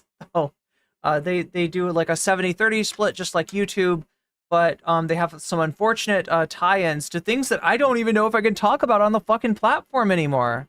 Monetization option directly for the streamer itself. Make the streamer feel like they own their page. So the twitch.tv/Devin Nash shouldn't just be a video. Is it safe to assume that Devin is bad? Look, I mean, Devin's an ad man. I don't want to like characterize him one way or the other. I've been told that he leaves this conversation maybe a little bit sussed by Dan. I don't know. In a chat, you should really be able to customize this across the board and make it feel like it's your home. You should be able to put your YouTube videos there. You should be able to send emails to your greatest subscribers. It should be a pseudo Patreon page, if you will, for your greatest people. Your home on the internet right there. And the amount of money that they would make from fucking doing that would be unbelievable. Yes. Doing just that system right there. I hate that rich assholes feel like they can just come in and take over shit. And maybe he can. I don't know. Devin's writing down Dan Saltman for CEO. I don't know if he's serious or joking or what, but yeah, I mean, this is fucking entitlement. But instead, they focus on the most fucking cringe bullshit, on chasing ad dollars, which is never going to get there. Like Patreon shouldn't exist. Patreon should be something that Twitch has built into its system. Yes, 100%. So well. I completely agree with you. Yeah. And so what are you going to do if you get CEO? Are you going to block Patreon links, Dan? The Patreon takes You gonna do some TikTok bullshit where no sorts of references to other platforms are allowed? and Twitch. What you gonna ban streamers for showing other chats? What are we gonna do? We're gonna go back to the bad old days of exclusivity? Is that what we're gonna do? It's like why would It's like why it's would like it ever? insulting. Yes, It's insulting. yeah. It's like, hey Jake. Yo, what's up, Dan? Like honestly, I'd rather have like people donate bits than take a risk on supporting fucked up shit through Stream Elements or yeah, it's I don't know. It's probably better through Patreon or Cash App or whatever. It's Hey man, so we got this new Twitch Bits product. How much? or Throne. We should how much should we charge? How we tax them? Oh, I don't know. I mean, he's right about that. He's right about the bits being. What do you think? Like 50? Like half? That seems fair, right? It's like, okay, like so yeah, you can get this, but it's like, how much does this hinder your growth? Yeah. Like just be smart. Make people want to go to Twitch because it's like the best platform. It lets you do everything there. Like think about this. I do a live stream on YouTube, right? Obviously Destiny is banned, so there's a part of this that doesn't really fit in here, but let's say that he wasn't banned on Twitch and he was banning Let's say that he wasn't banned on Twitch. Let's say he wasn't banned on Twitch and we were streaming on Twitch. We would still be using Patreon. Yeah, why? Why? Explain that to me right there. Why am I using Patreon when all I do is video content? Why are we using Reddit to upvote clips? Why don't we have twitch.tv/clips? Everybody bitches about live stream fail. Like, if we just had Twitch. It's so weird how, like, this rush on Dan Clancy has given everybody the fucking balls to be like, well, here's how I would run Twitch. Why can't we just do it like this? It should have its own Patreon. It should have this. It should have that, right? Like, this fucking backseat driver. Twitch.tv/clips that literally was the exact same system as we should have our own live stream fail. Reddit was. We should integrate it into the website so that we can harass us on. And you could click an up arrow and then the clip gets served to you. Holy fuck, it's been 10 years. Like, why are we relying on Reddit? I mean, look, there is a lot that Twitch has, you know, it's almost like this, right? It's a failure of competition. Ideally, there should be a competition, a healthy competition between Twitch and YouTube, but it hasn't been worth it to YouTube to try to eat Twitch's breakfast for lunch, and it hasn't been worth it to Twitch to try to improve itself so that it is the, you know, bar none premier. I mean, it is the premier streaming platform, but that, like, you know, kind of ensure that with like by constantly improving their product. And yeah, they're talking about clips and you know, the fact that there's no algorithm, there's no search feature.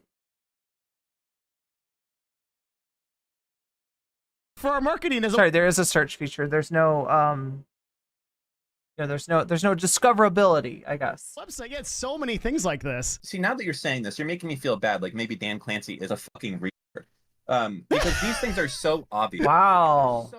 Wow. He doesn't do them. Like this is a guy. I don't know. Who came up? Like, this is a guy, okay, that came up on TwitchCon. He showed up, okay? Yeah, it's all because Dan Clancy's a big poopy head. You got it. He comes up on the platform and he says, "We haven't updated our mobile app in 7 years." And I was like, I was here on stream. Narwhal says Hassan said he wanted Mixer or Kick to work so that Twitch would. Yeah. The competition just hasn't happened, right? Instead of competing with Twitch, YouTube is competing with TikTok. That's why the Shorts feature has gotten so much. You can do a 3-minute short now, right? It's really, you know, they've moved it forward. The editor is way better. They've really, you know, made that product a lot better. Maybe I don't think it's competing with TikTok. I think TikTok's still far and away the best platform for that kind of stuff. They haven't done a good job of monetizing Shorts either. But yeah, there was a little inkling of maybe YouTube trying to compete with Twitch for streaming. They did implement a raid system. They never made it work. There were problems with Twitch raids, right? Twitch raids for a while were used as a method of harassment, right? Not from streamer to streamer, although actually that probably did happen somewhat, but from people that would create, you know, fake accounts on a platform,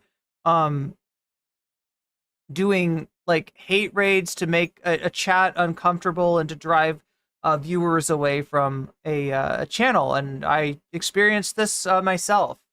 I was like, like listening to the thing, like just going through the TwitchCon. Edgy guys drawing arrows. This is what think tanks are. It's like, we haven't updated the app in 7 years, and I like had to pause it. I was like, what? like, what do you mean? That's like 45% of your users. You haven't updated your app in 7 years. Like, what is this? So that's why, like, just the sheer level of incompetence that happens at Twitch is it's almost staggering. To the point of like, I don't blame you for that thought process. Like, it's like conspiracy level. Like it is. It's like you'd have to be. Level. Yeah. You have to think that they're so stupid and incompetent to have it not be anti-Semitic. That's what it is. That's actually the perfect way. There are only two options. Twitch is fundamentally ran by some of the dumbest motherfuckers of all time, from the top to the bottom, every step of the way, okay? Because that code I saw posted online, that wasn't that amazing either. They are the dumbest marketers, the dumbest advertisers. Okay, now listen. Twitch has a history of using legacy code that maybe wasn't all that great to begin with, and that never gets like edited and improved and streamlined, but rather just gets more stuff stacked on it, and stacked on it, and stacked on it, right? More code added to it. And that's why the development of like new products, or, you know, that's why this stuff takes forever, right? Twitch is built on a very old code architecture from what I've heard, or at least used to be. The dumbest trust and safety. Why don't they start their own streaming service? Yeah, they could do their own kick. They just need a sugar daddy like stake.com. Team, the dumbest analytics team. Right, if they could find an online gambling, maybe they could get Polymarket, right? That, I mean, these two would be great for perfect fit for Polymarket. Executive team, the dumbest support team, the dumbest engineers. Can I ask you a question? Like, what do you say? And I kind of like whatever software though. Can somebody tell me what software Devin is using? That shit's actually pretty cool. Excel Draw? That's just Excel. Wait. Genuinely want to hear your opinion and your take. Like, what do you say that Dan hasn't had, like Clancy hasn't had enough time as CEO to make these? He's had enough time. Here's how I know they've had enough time. If you put me in there, if you put yourself in there, okay, here's how it's going to go. Day one, okay, you have change it. You have certain things you can't change right away. First impression isn't great, yeah. Contracts, fine. But the rest of it, it's like, okay, this, you well, understand his primary motivation is his ad company and, you know, stuff like that, right? He's not as, like, in this as Destiny or Dan, like, right? He doesn't have the kind of, I don't think it's about a vendetta for him, for Devin. The first 2 weeks deciding what are we building, where are we going. So we've talked a little bit about that so far. We're building a Patreon. We're going to make Twitch for our creators. This is going to be their destiny.gg. They're going to own their users. They're going to have the ability to email them. They're going to have the ability to have like a Patreon experience on site. We're going to do more discoverability features. You don't have to go to Reddit to find the funniest clips across all of Twitch. All of that stuff we're going to build. Okay, great. What do we not want to focus on moving forward? Well, I think ads are just... Yeah, Devin's the one that's on the screen. So let's get rid of most of the ad team and just keep the core relationships that make up like 70% of our revenue. And let's not worry about the other 30%. Let's just drop those people. It's too much of a distraction. We'll have some ads. We have Amazon backing us. That's fine. We'll do that. But in general, that's not our strategy moving forward. We would like to go to a completely ad-free experience if we could, ideally. Then you start making the changes. You get rid of the people that do not fit into the vision of that moving forward. So that probably means getting a brand new trust and safety team because they've lost all trust. That probably means investing in better technology for AI. So put our people in instead of their people in. So that you don't have to have 1,000 people in Egypt clicking deny on every clip coming in. That probably means hiring like a pretty... Make a bullshit AI moderation service that bans you for literally like debunking disinformation, just like YouTube has. Good, competent team to run your tech stack. What does a ad company do? They place advertisements with content, right? So he is a go-between, from what I understand, between companies that want to sponsor content or advertise on content, and the companies that want to, or then the content creators. Instead of people that have been there for 20 years and are just skating by. Yeah. Whatever. So, well, yeah, I mean, his motivations are, he's doing a business, right? Part of it, like I said, is ads, placing ads, right? And the other part of it is probably what he does in terms of his content, which is makes business and marketing content for content creators, and sort of monetizes it with a Patreon. Does that make sense? It's a bunch of changes, but I tell you, if you had all those things in place, like, you can build with money. You can build a website and these features. It doesn't take years. Act like a fucking startup.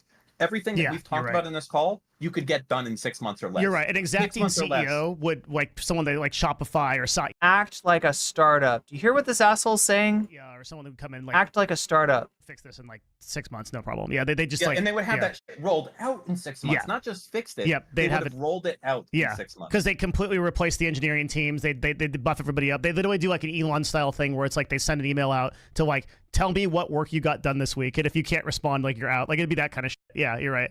Yeah. Yep. I mean, so it basically, fundamentally, Twitch's entire culture is broken. It's extremely woke to the detriment where they have all this stuff. It's like almost like a union shop right now. Like, literally, you need to cut all of that shit out. It's like a union shop. We gotta do something about this. What a piece of shit. Fuck this guy. This guy's the perfect villain. It sounds like there's a lot of bureaucracy there as well. Like, I would get rid of most of that. Yeah. All of that bureaucracy needs to go. Like 6 PMs for one product, that kind of thing, that standard shit. Yeah. You've seen plenty of tech companies like this. Yeah. I mean, you know what? I hate Elon Musk, but that motherfucker fired 90% of the people, and guess what?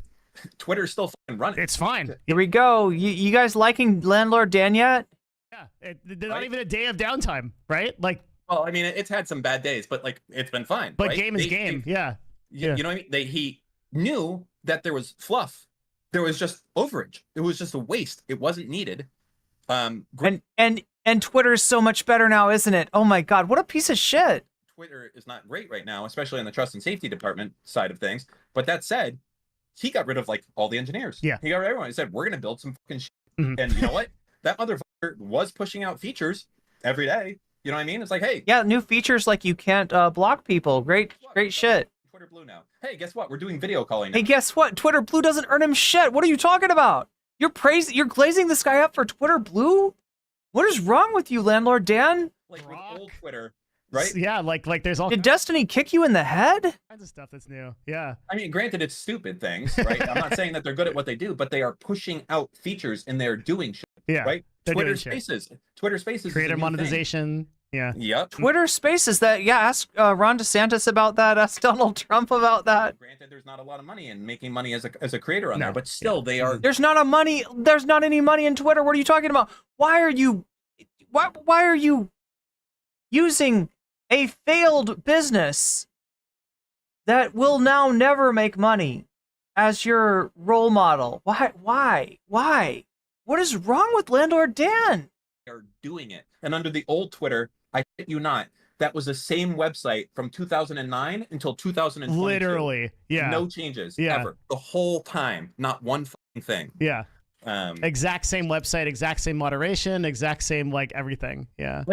It's kind of like Reddit. I mean, I put Reddit in the same boat as that. But I guess to Reddit, that's a little bit of a benefit because they've changed almost nothing. Mm-hmm. That's what caused it to be so successful, kind of like Craigslist, but it didn't work like that.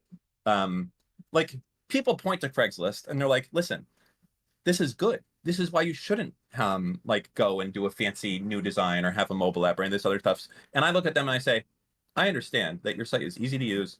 It doesn't have any bullshit, but you are a bunch of morons that did not have a mobile app until, I mean, I've been saying this for a while, so I don't know, but like maybe like 2019 or something. Mm-hmm. They didn't have an iOS app, right? It's like, what the fuck? This is not like, ooh, we're some cutesy little startup that we're only available on web. You're just a moron. Let's go and offer up exist because you are stupid. That's it. Mm-hmm. Those are billion-dollar companies that have basically. This is how CEOs think. And molested. I mean, this guy is a CEO, right? Dan Saltman is the CEO of Redact.dev. Devin, I think. Wait, does he own his own business? I can't remember if he works for somebody or if he owns your business because you're too stupid to have made like a decent mobile app. That's what happened. That's it. Mm-hmm. Yeah, I mean, it's a situation where, like, did Craigslist survive because it was like, oh, the cutesy app that everybody's used to, or did it survive because there was no significant competitors? They just, like, they got lucky with the space they were in. Like, they didn't need to make that much revenue to run the website as it is because it's literally an image posting board, like that kind of stuff, right? Like, yeah. And like, I'd argue that, like, Craigslist got cannibalized a huge amount by Facebook Marketplace. Yeah, I was going to say. Like, the stuff that it made, like, in terms of its production. So, like, there's always a cost to not innovating. Always. Yeah. I mean, certainly, there's always a cost to innovating, but I mean, to not like, innovating. To not innovating. Oh, yeah. To your point, your point about Craigslist. I mean, yeah. to both things, but yeah, but I think historically, companies that stand still always end up losing eventually. Always. Now they can last a while and be kingmakers like Intel, but eventually, if you stand still, someone comes in and fucks your shit up. That's it. Exactly. You have to always be innovating, even if that means keeping your core product the same. Like, an example of this is, like, you know how bad Twitch engineering is right now? The Twitch is a company. It's getting to the point for me where I would never, ever hire anyone that was ever in the marketing, advertising, or management team of Skype, ever. I would never, not a single person. I don't care. If I find out that you worked for Skype, I will not hire you, ever. That makes sense to me, yeah. Right? Because this is a company that was a verb, Devin. It was a verb for our time. We all used it. Yeah. You would say, "Hey, Skype me later," right? And it wasn't cringe. That's literally what everyone That's used. what everyone You just glazed up Twitter, and you're talking about, like, loser companies that used to be a verb. Tweet it out? Is that a verb? Oh, but no, let's not call it Twitter anymore. Let's not talk about tweets. We're not retweeting. We're reposting now. It's not Twitter, it's X, the everything site. You want to talk about throwing away, fucking household brand recognition? You don't see that from Elon? Jesus Christ, dude. You're trying to get something from Elon, aren't you? You're trying to get something. And they threw it all away because some PMs thought it would be cool to try and make a really shitty Slack version of Skype. And it killed the product. Agree. Completely. Yeah. Completely agree. Yeah, I don't actually know what happened with Slack. It feels like Twitch is right now, to a point where if you not understanding your product, hire anyone who worked in the management of Twitch during this period, you deserve every. Oh my God, you're trying to not just, like, get people fired, but you want to blackball them. What an asshole. I hope some equally cruel business asshole comes in and fucking blackballs Landlord Dan out of this shit. Bad thing that he deserves a taste of his own medicine. Your company, like, it's so bad. I would just rather say that I was unemployed for 4 years. Shit, Lord Dan. Than say that I worked at Twitch.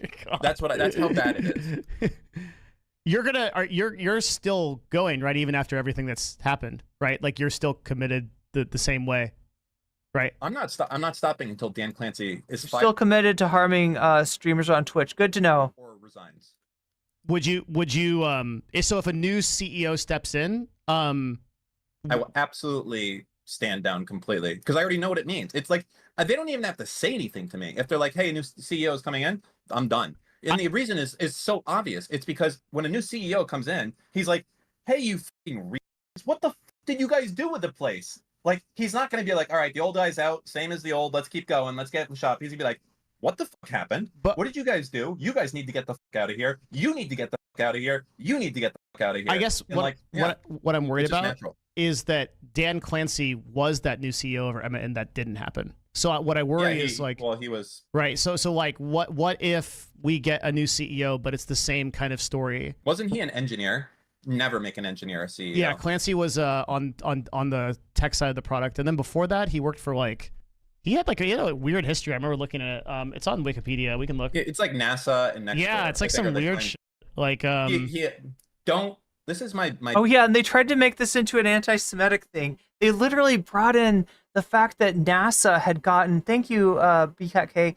They literally brought in the fact that NASA back in the day had been partially staffed by German, officials from Nazi Germany, because they were making rockets and stuff, and the Germans knew a lot about rockets, right?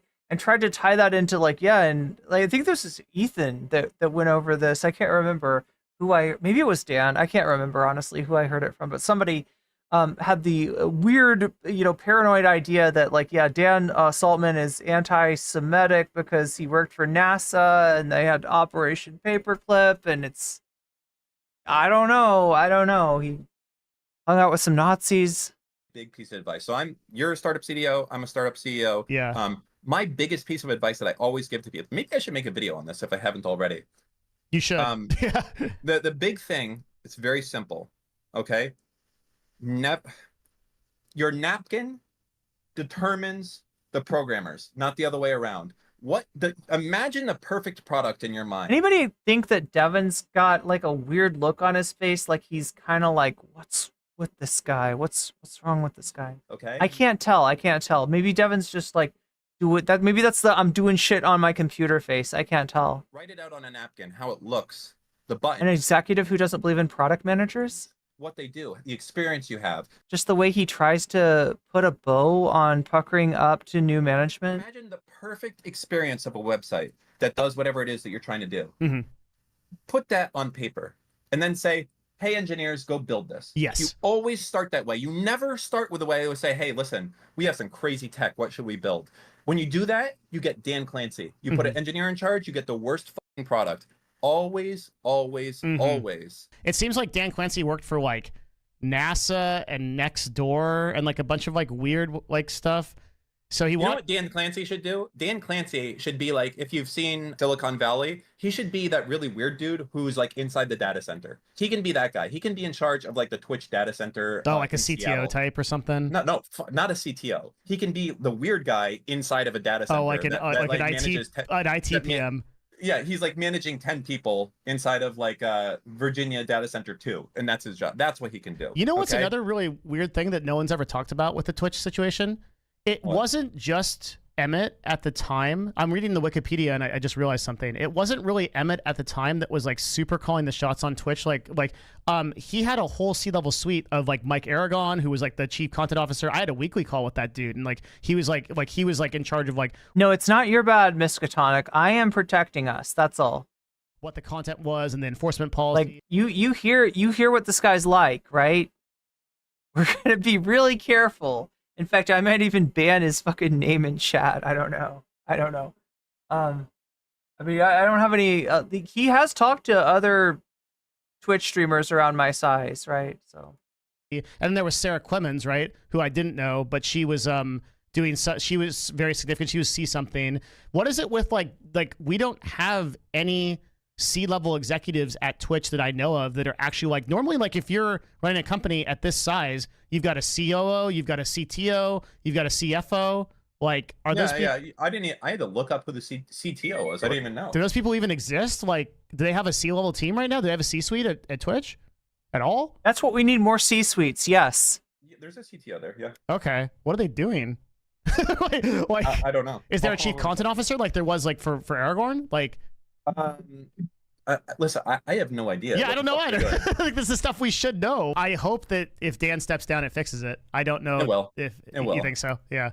I mean, because I think there's this thing. I've only seen it once, but I think it's probably a thing that when a CEO leaves a company, there's flight that goes. The people that are ideologically aligned with that CEO will go with them. Right? It's not like the CEO is not going to be fired, and then like you're. Well, no, now that would only correct me if I'm wrong, because I'm not like some kind of fucking business asshole, right? But I feel like that would happen. He's talking about the flight. People leave along with the CEO if they're ideologically aligned. If Dan Clancy was leaving with the intention of starting some kind of streaming, some kind of rival to Twitch, right? That would make sense. But if the CEO is doing the other stuff that he's done is so different, like I assume he would go, not necessarily into a rival business, right? Then why would if he doesn't have an in for them at a new company, why are they going with him? We're gonna have the woke staff that's still gonna. The woke. There we go. This fucking asshole. Now, from what I know, he presents himself as progressive, right? So I don't think that Landlord Dan is necessarily like a chud. I think he's similar, probably in his ideology to Destiny. But here he is with we got the woke We gotta get rid of this woke staff. He's identifying wokeness as the problem. This is the worst kind of liberal. This is almost the worst kind of like ideology. I almost want to put it as like more insidious than right-wing anti-woke people, but I'm not sure about that. Be there, right? It doesn't. It's not going to work that way, right? So, they're going to go naturally out the door with them. Like if Dan Clancy is fired, is there not also usually an influx of people who were avoiding that company due to someone after they leave? It's not like the trust and safety team is showing up tomorrow. Well, no, he's saying that people leaving along with Dan Clancy, the woke trust and safety team, right, is a good thing because he doesn't want them. All right, so what are we doing, boss? So what he's saying basically is his like ask is for Twitch to like he's carrying fucking advertisers, right, and getting them to bolt. And he's saying my ask, when will I stop doing this? I'll stop doing this when you get Dan Clancy to quit. And when Devin says, well, don't you also need the trust and safety team? He's like, no. As long as we got Dan Clancy to quit, we know that like the woke staff is going to go along with him. So that's not a concern. That's where he's. Yeah, they're probably like, ooh, yeah, that's not. I think I'm going to start looking for another job. Okay. The problem is that like under Emmett, a large amount of that TNS team did transfer over to Clancy. That's like my issue. But I think you're absolutely right. The situation is different now. We would probably get a pipe hitting Amazon executive that's like, all right, boys, like the game plan has changed. You know? Yeah, it's different. It does. I don't think it needs a businessman. Like, I don't think you want like a button-up suit in that guy. No, I think you need someone like a startup guy. You know, the best person to run Peter Thiel. Twitch. I already have the answer to it. You know who the best person to run Twitch is? It's some startup right now that's worth like $100 million or $50 million. You acquire that company and have that guy be the CEO because he's a startup founder and he's hungry and he's fast and he's not going to put up with the bullshit and he knows how to ship products. That's what you do. I don't know if I would bring in like a seasoned guy who's like all they know is like. Why does Dan hate Dan Clancy so much personally? For ostensibly being friendly with Hassan. That's basically where this starts. This is a gripe between DGG and Hassan, right? And because Dan Clancy, they would love to get Hassan deplatformed, but they feel like they can't do that because Dan Clancy, I don't know, got workers at Twitch to go sing happy birthday to Hassan, right? So it's like, oh no, he's too close to Hassan. We got to get rid of him. You know, direct reports and I run Amazon Music and 300 people. I think what you do is like, I don't know. I don't even know a good example of a company they would acquire, but you acquire something. Or you find someone that's in that type of position and you have that person come in there. So you think you need like a full-blown like startup mentality, like super cut costs? Yeah. Like, yeah, that's probably right. Yeah. You need to well, look, in this case, I mean, based on how Landlord Dan's describing, the trust and safety team and Dan Clancy, right? We'd expect a anti-woke trust and safety team to be the kind of employees like Jamie SMB is saying that would be interested in the company now that the old CEO and the old team have left, right? Ostensibly, who are the people that are avoiding Twitch? Anti-woke people. So that's what they want to do. That's what they want to do. They perceive the Twitch fucking moderation team as being too goddamn woke. And they want to replace them with some fucking shithead Anna Kasparian types. Man, fuck these guys. Seriously. I mean, sorry, not Devin. Again, Devin is just, having the conversation. I don't want to make assumptions of him and be like, okay, we got to keep this thing on life support, but we're building something new. That's it, right? It's it's like you almost make Twitch.tv become old.twitch.tv and you start right away working on new.twitch.tv, and old.twitch.tv is what it is and it keeps working and it's kind of well, the problem is that like in almost no case here are we talking about anti-Semitism, right? Now they said incompetence, that's a possibility. It does seem like there's some incompetence, but remember what he's basing the charges of anti-Semitism on are Hassan being allowed to stream on the platform. So if you think, Hassan is anti-Semitic, and Twitch blocking both Israel and Gaza from new signups after October 7th, right? It's as spurious as Ethan's charges of anti-Semitism, right? Show, but eventually, Yeah, ostensibly, I don't know, pro-Israel, is that what we're talking about? new.twitch.tv will be the new The experience, stream element's gonna take over. Sorry. and then old will go You away. actually could do it, right? Like you could literally do just that. Where Yep. you actually just do an old.twitch.tv and say we're changing the whole thing. I think Yeah. I think probably so many of the problems with this company have to just do with the fact that there's so many people who have been there for 1,000 years and they're cancer. And like when someone new comes there and is like, hey, why don't we do a Patreon thing on our site? And then some stupid PM or some stupid developer is like, oh no, we can't do that. What that ends Like, up happening yeah. so often is like these good ideas, they just become discussions like that just get lost because like that was like the so many things like the Twitch Safety Council and all that stuff, right? Like there's supposed to be this new oversight community that can like do what you originally said. What the fuck is this, RuneScape? Is this RuneScape? Which is like, oh yeah, like we can we can like actually introduce this to streamers and we can have people like have this like impartial group of people that are like you. Doesn't work out because there's 7 PMs that need to insert all of their ideas and do everything, right? Like it's so frustrating. I do fault these engineers for not creating a letter telling the CEO to step down and saying that we should have radical change. I definitely fault them because they should know what the fuck's going on. But every fucking executive, I guess like in program or not programmer, but like leadership terms, I would say everyone that's L6 or above is fair game. Absolutely. 100% if you're L6 or above. And to be clear, that's like, so L9 is a CEO. L8 is a CTO, COO, CMO. L7 is like a dude in charge of 6 people. And then L6 is like the various leaders of trust and safety. So L6 and above is fair game. Do you think 100%. they know what's going on with the advertisers right now? That like They all the do. L5 and L6 know. You want to know how I know they all know? Yeah. More than half of them have deleted or privated their LinkedIn. Cowards. Oh, really? I see. That's actually pretty crazy. Okay.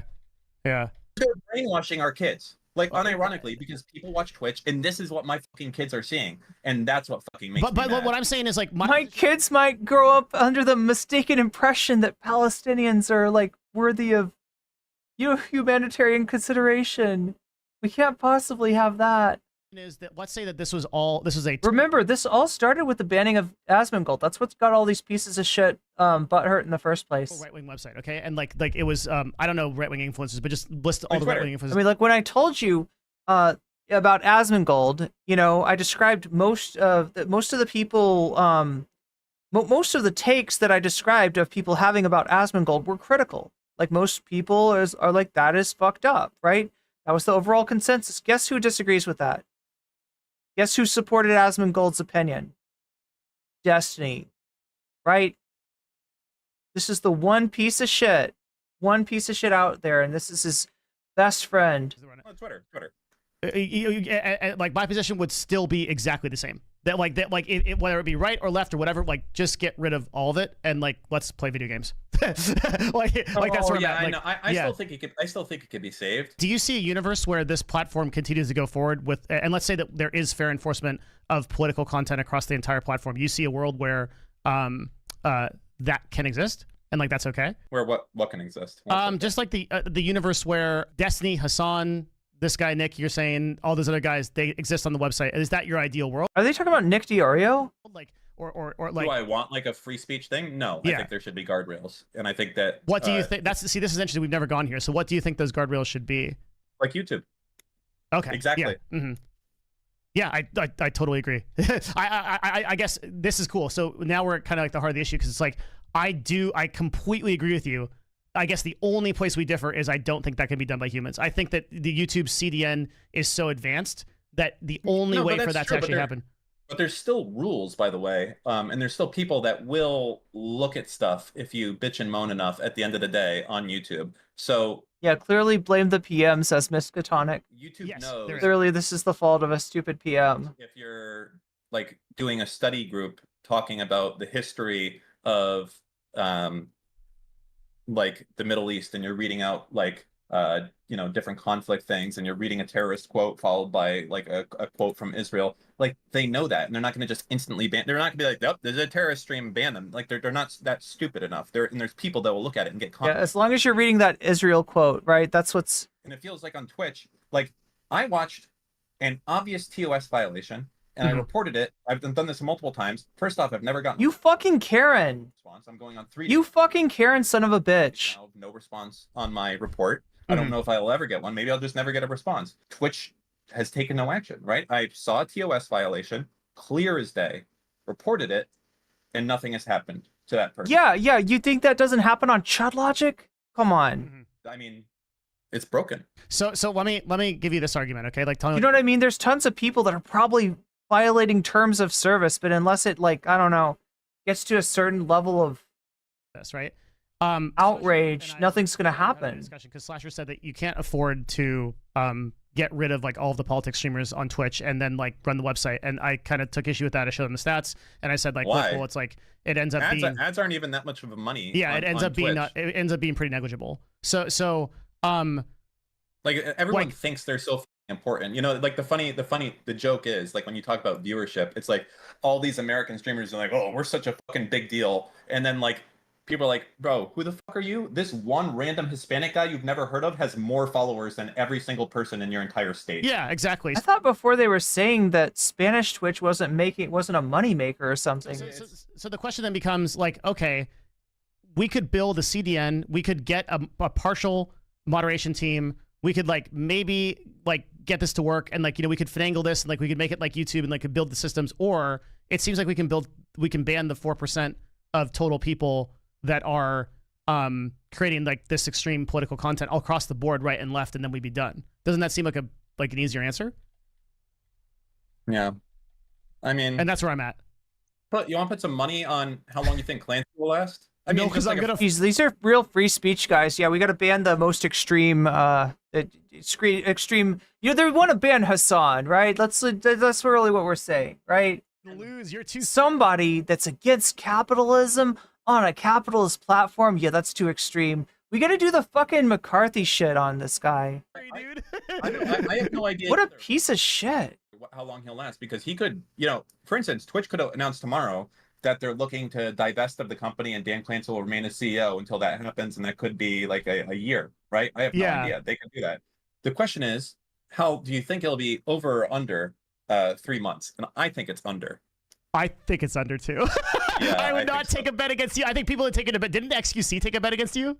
Yeah, and he did 6 months. He's a madman. And you know What was the bet? Listen, I would go, oh my god. You know what the bet was? I get a 19. I don't know. I feel like people have been foretelling the end of Twitch for years and years. I'll believe it when I see it.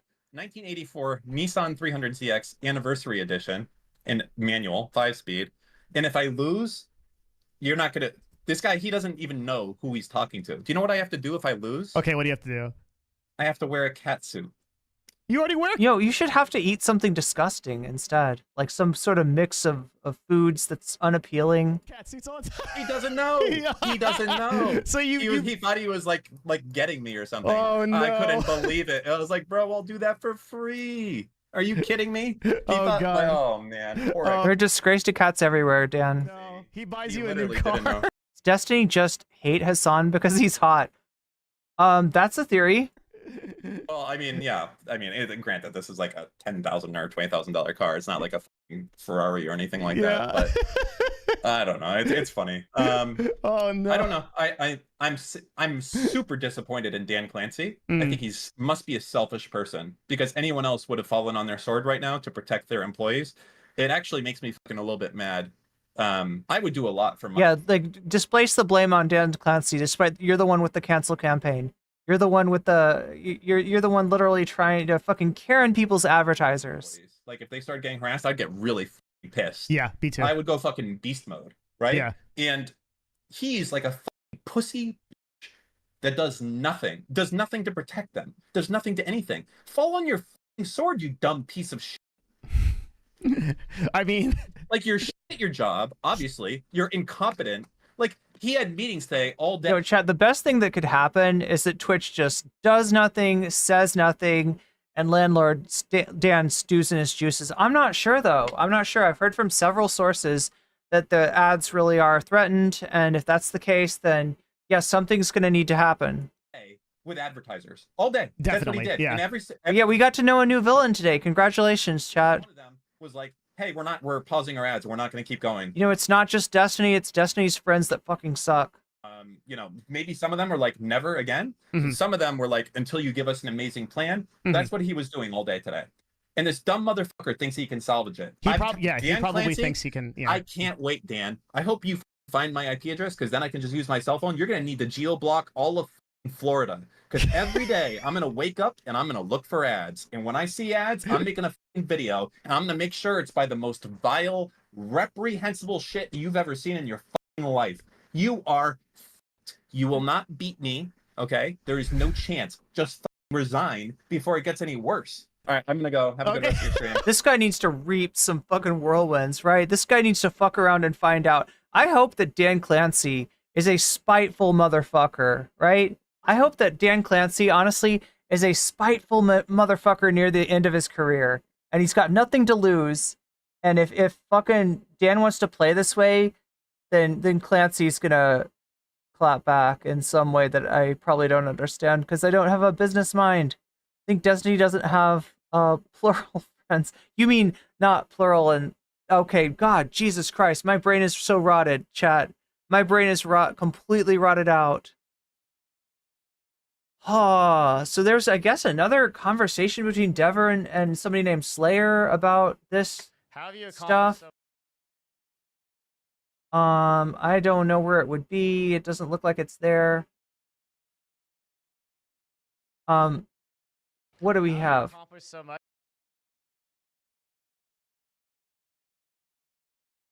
Twitch. Let's look and see what's trending on Twitch. I gotta get to bed though. Oh my gosh. But yeah, you got the extra drama now. I know it was a little bit weird, and you know, people that you know, if this stuff doesn't make sense to you, oh my gosh, 10 hours ago, me scrambling to practice Madden before Bronx Halloween Parade, Twitch/AOC. AOC and Waltz. Richie Torres. I'm not seeing anything about Twitch. That's, well, I mean, that's on Twitch, right? So I'm gonna be, I'm always paranoid of, you know, getting accidentally showing something on stream that Twitch won't like, but I think that's from Twitch. Oh yeah, this is the cancel campaign against Hassan. That's Hutch, another friend of Destiny's. Wait, is Hutch the guy that's going after the Is Hutch the guy that's going after the Vanguard, or is that somebody else? Is that Hutch? Oh my god, some of this shit. Mixer poised to pass Twitch. Wait, what is this? Oh, he's responding. Okay, so here's the Devin Nash tweet. So this is Devin giving his whole spiel. Solution is simple. Brutal and efficient. Ban all extremist, controversial, or political content, or none of it. I don't understand the or none of it, right? Like, I don't know how that, like, possibly makes things better. Like, it's almost like they're acting like, you know, having Destiny banned is a real problem.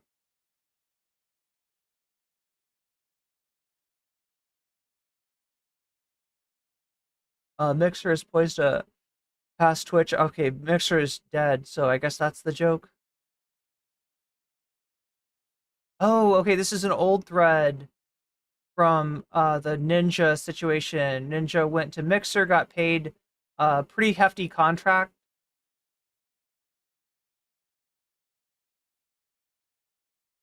So he's making a prediction on this trajectory. Twitch will lose substantial market share to Mixer and YouTube. Okay, so he's pointing out that Devin's had some bad instincts before, made some wrong calls. Devin's responding, I don't know you, and it sounds like from your rhetoric, you can't be reasoned with. Never rhetoric?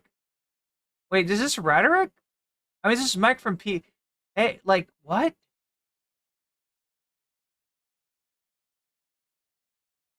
I really appreciate you quoting my tweet for the audience reading this. My prediction in 2019 ended up being almost totally correct. Twitch has lost substantial. Okay, so Twitch has gone down in terms of their market share, but the underlying assumption, I think, of what Mike from PA was quoting, if I'm not mistaken, is that Mixer's gonna take up the slack. Yeah, so Twitch, this is gaming, I think. Right, so if you looked at this at streaming overall, like YouTube would be much larger than anything else, right? But since this is gaming, I think you can see Twitch here, it did lose market share to YouTube.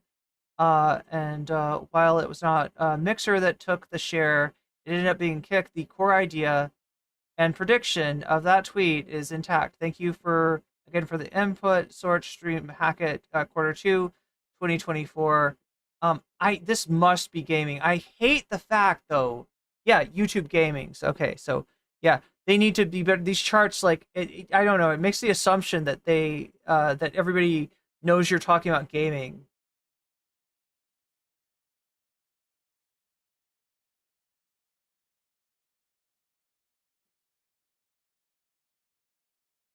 All right, what else is going on here?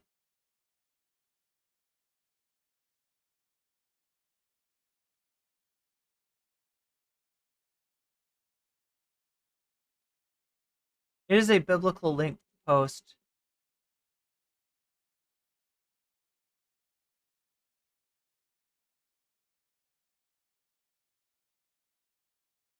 I mean, I don't know. They say that this pressure campaign is, still going on. I guess I don't see evidence of it. But I have heard from multiple sources that like the ads are legit under threat. I feel like I'm going to end up coming across, if I'm not careful, Knock Knock streamers can now collaborate with other Twitch streamers who are live without any advanced setup or planning. Look for collaboration icon to find streamers in your network who's open to collaborating with you.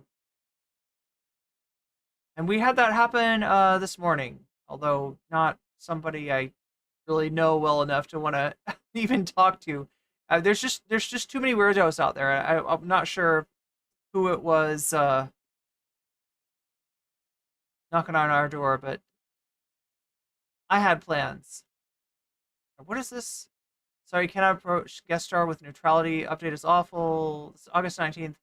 They're forcing it on everyone, and the permission structure by default allows anyone to call. I guess that's what happens. You can't turn it off. You can only pause it for 1 hour, or the stream turns back on every stream. Okay, so people are complaining about that feature. Hassan may have lost his ads. If you haven't emailed, oh god, they're literally like fucking brigading this guy. Guys, I think Hassan has lost his ads. When I open Hassan's stream in incognito mode, it opens without playing an ad. When I do this, you know what? He might have actually turned off his ads. These fuckers don't know, but Hassan's contract is up. Right? He's not actually. The thing is, this isn't gonna hurt Hassan. It will hurt smaller streamers that don't have another place to go. Right? Hassan's like, the fuck is this? Oh my god, great stream. Wow. That's kind of an amazing thing to do on stream. Wow. Get attacked by a dinosaur. Pretty cool.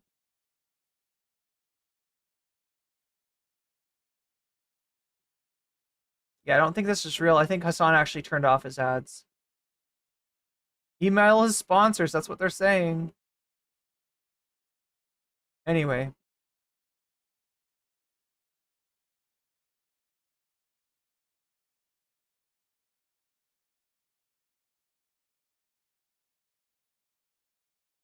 We need to change our channel points update. Yeah, we need to change that.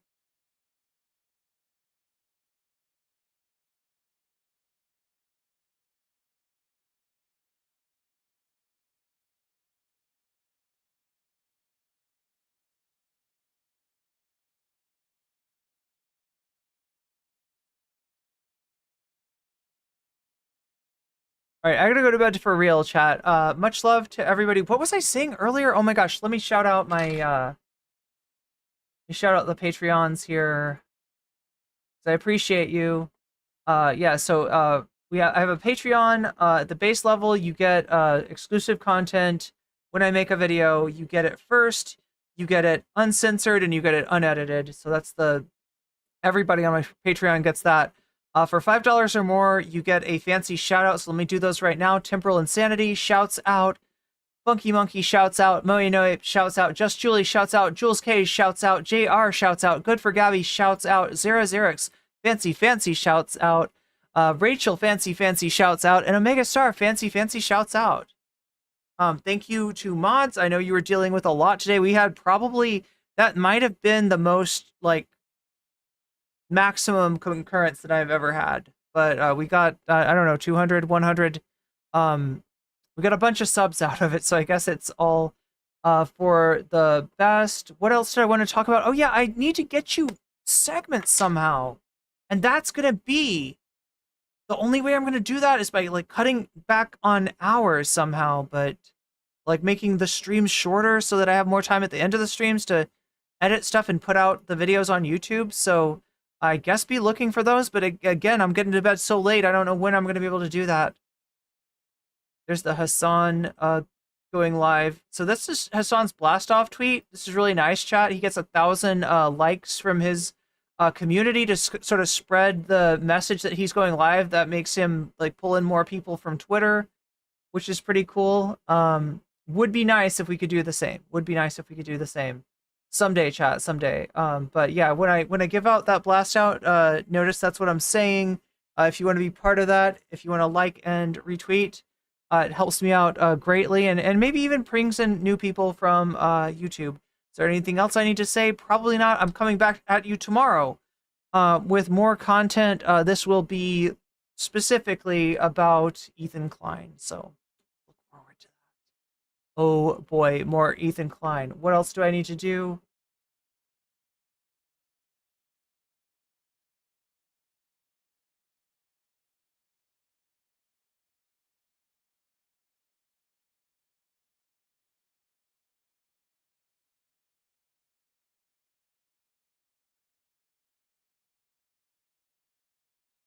Why the fuck not?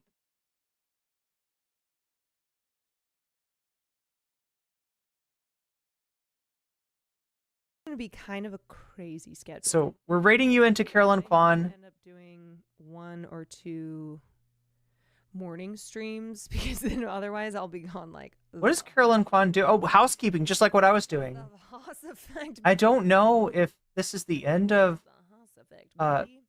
Carolyn's stream as well, but here's some options.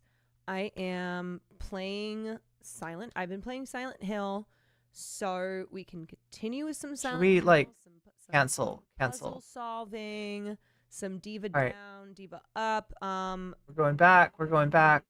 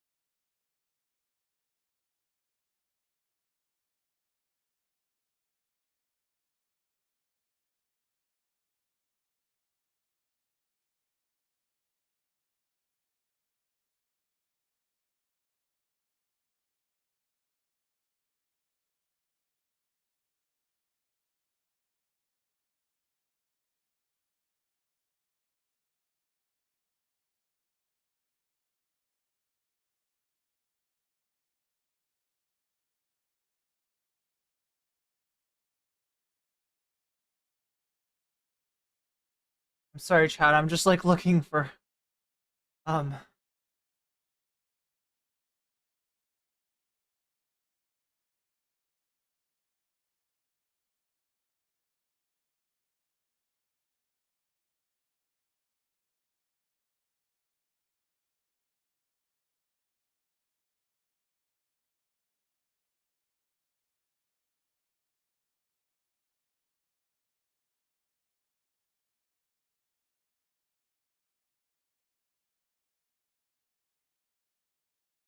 There we go. We're rating Streamlord.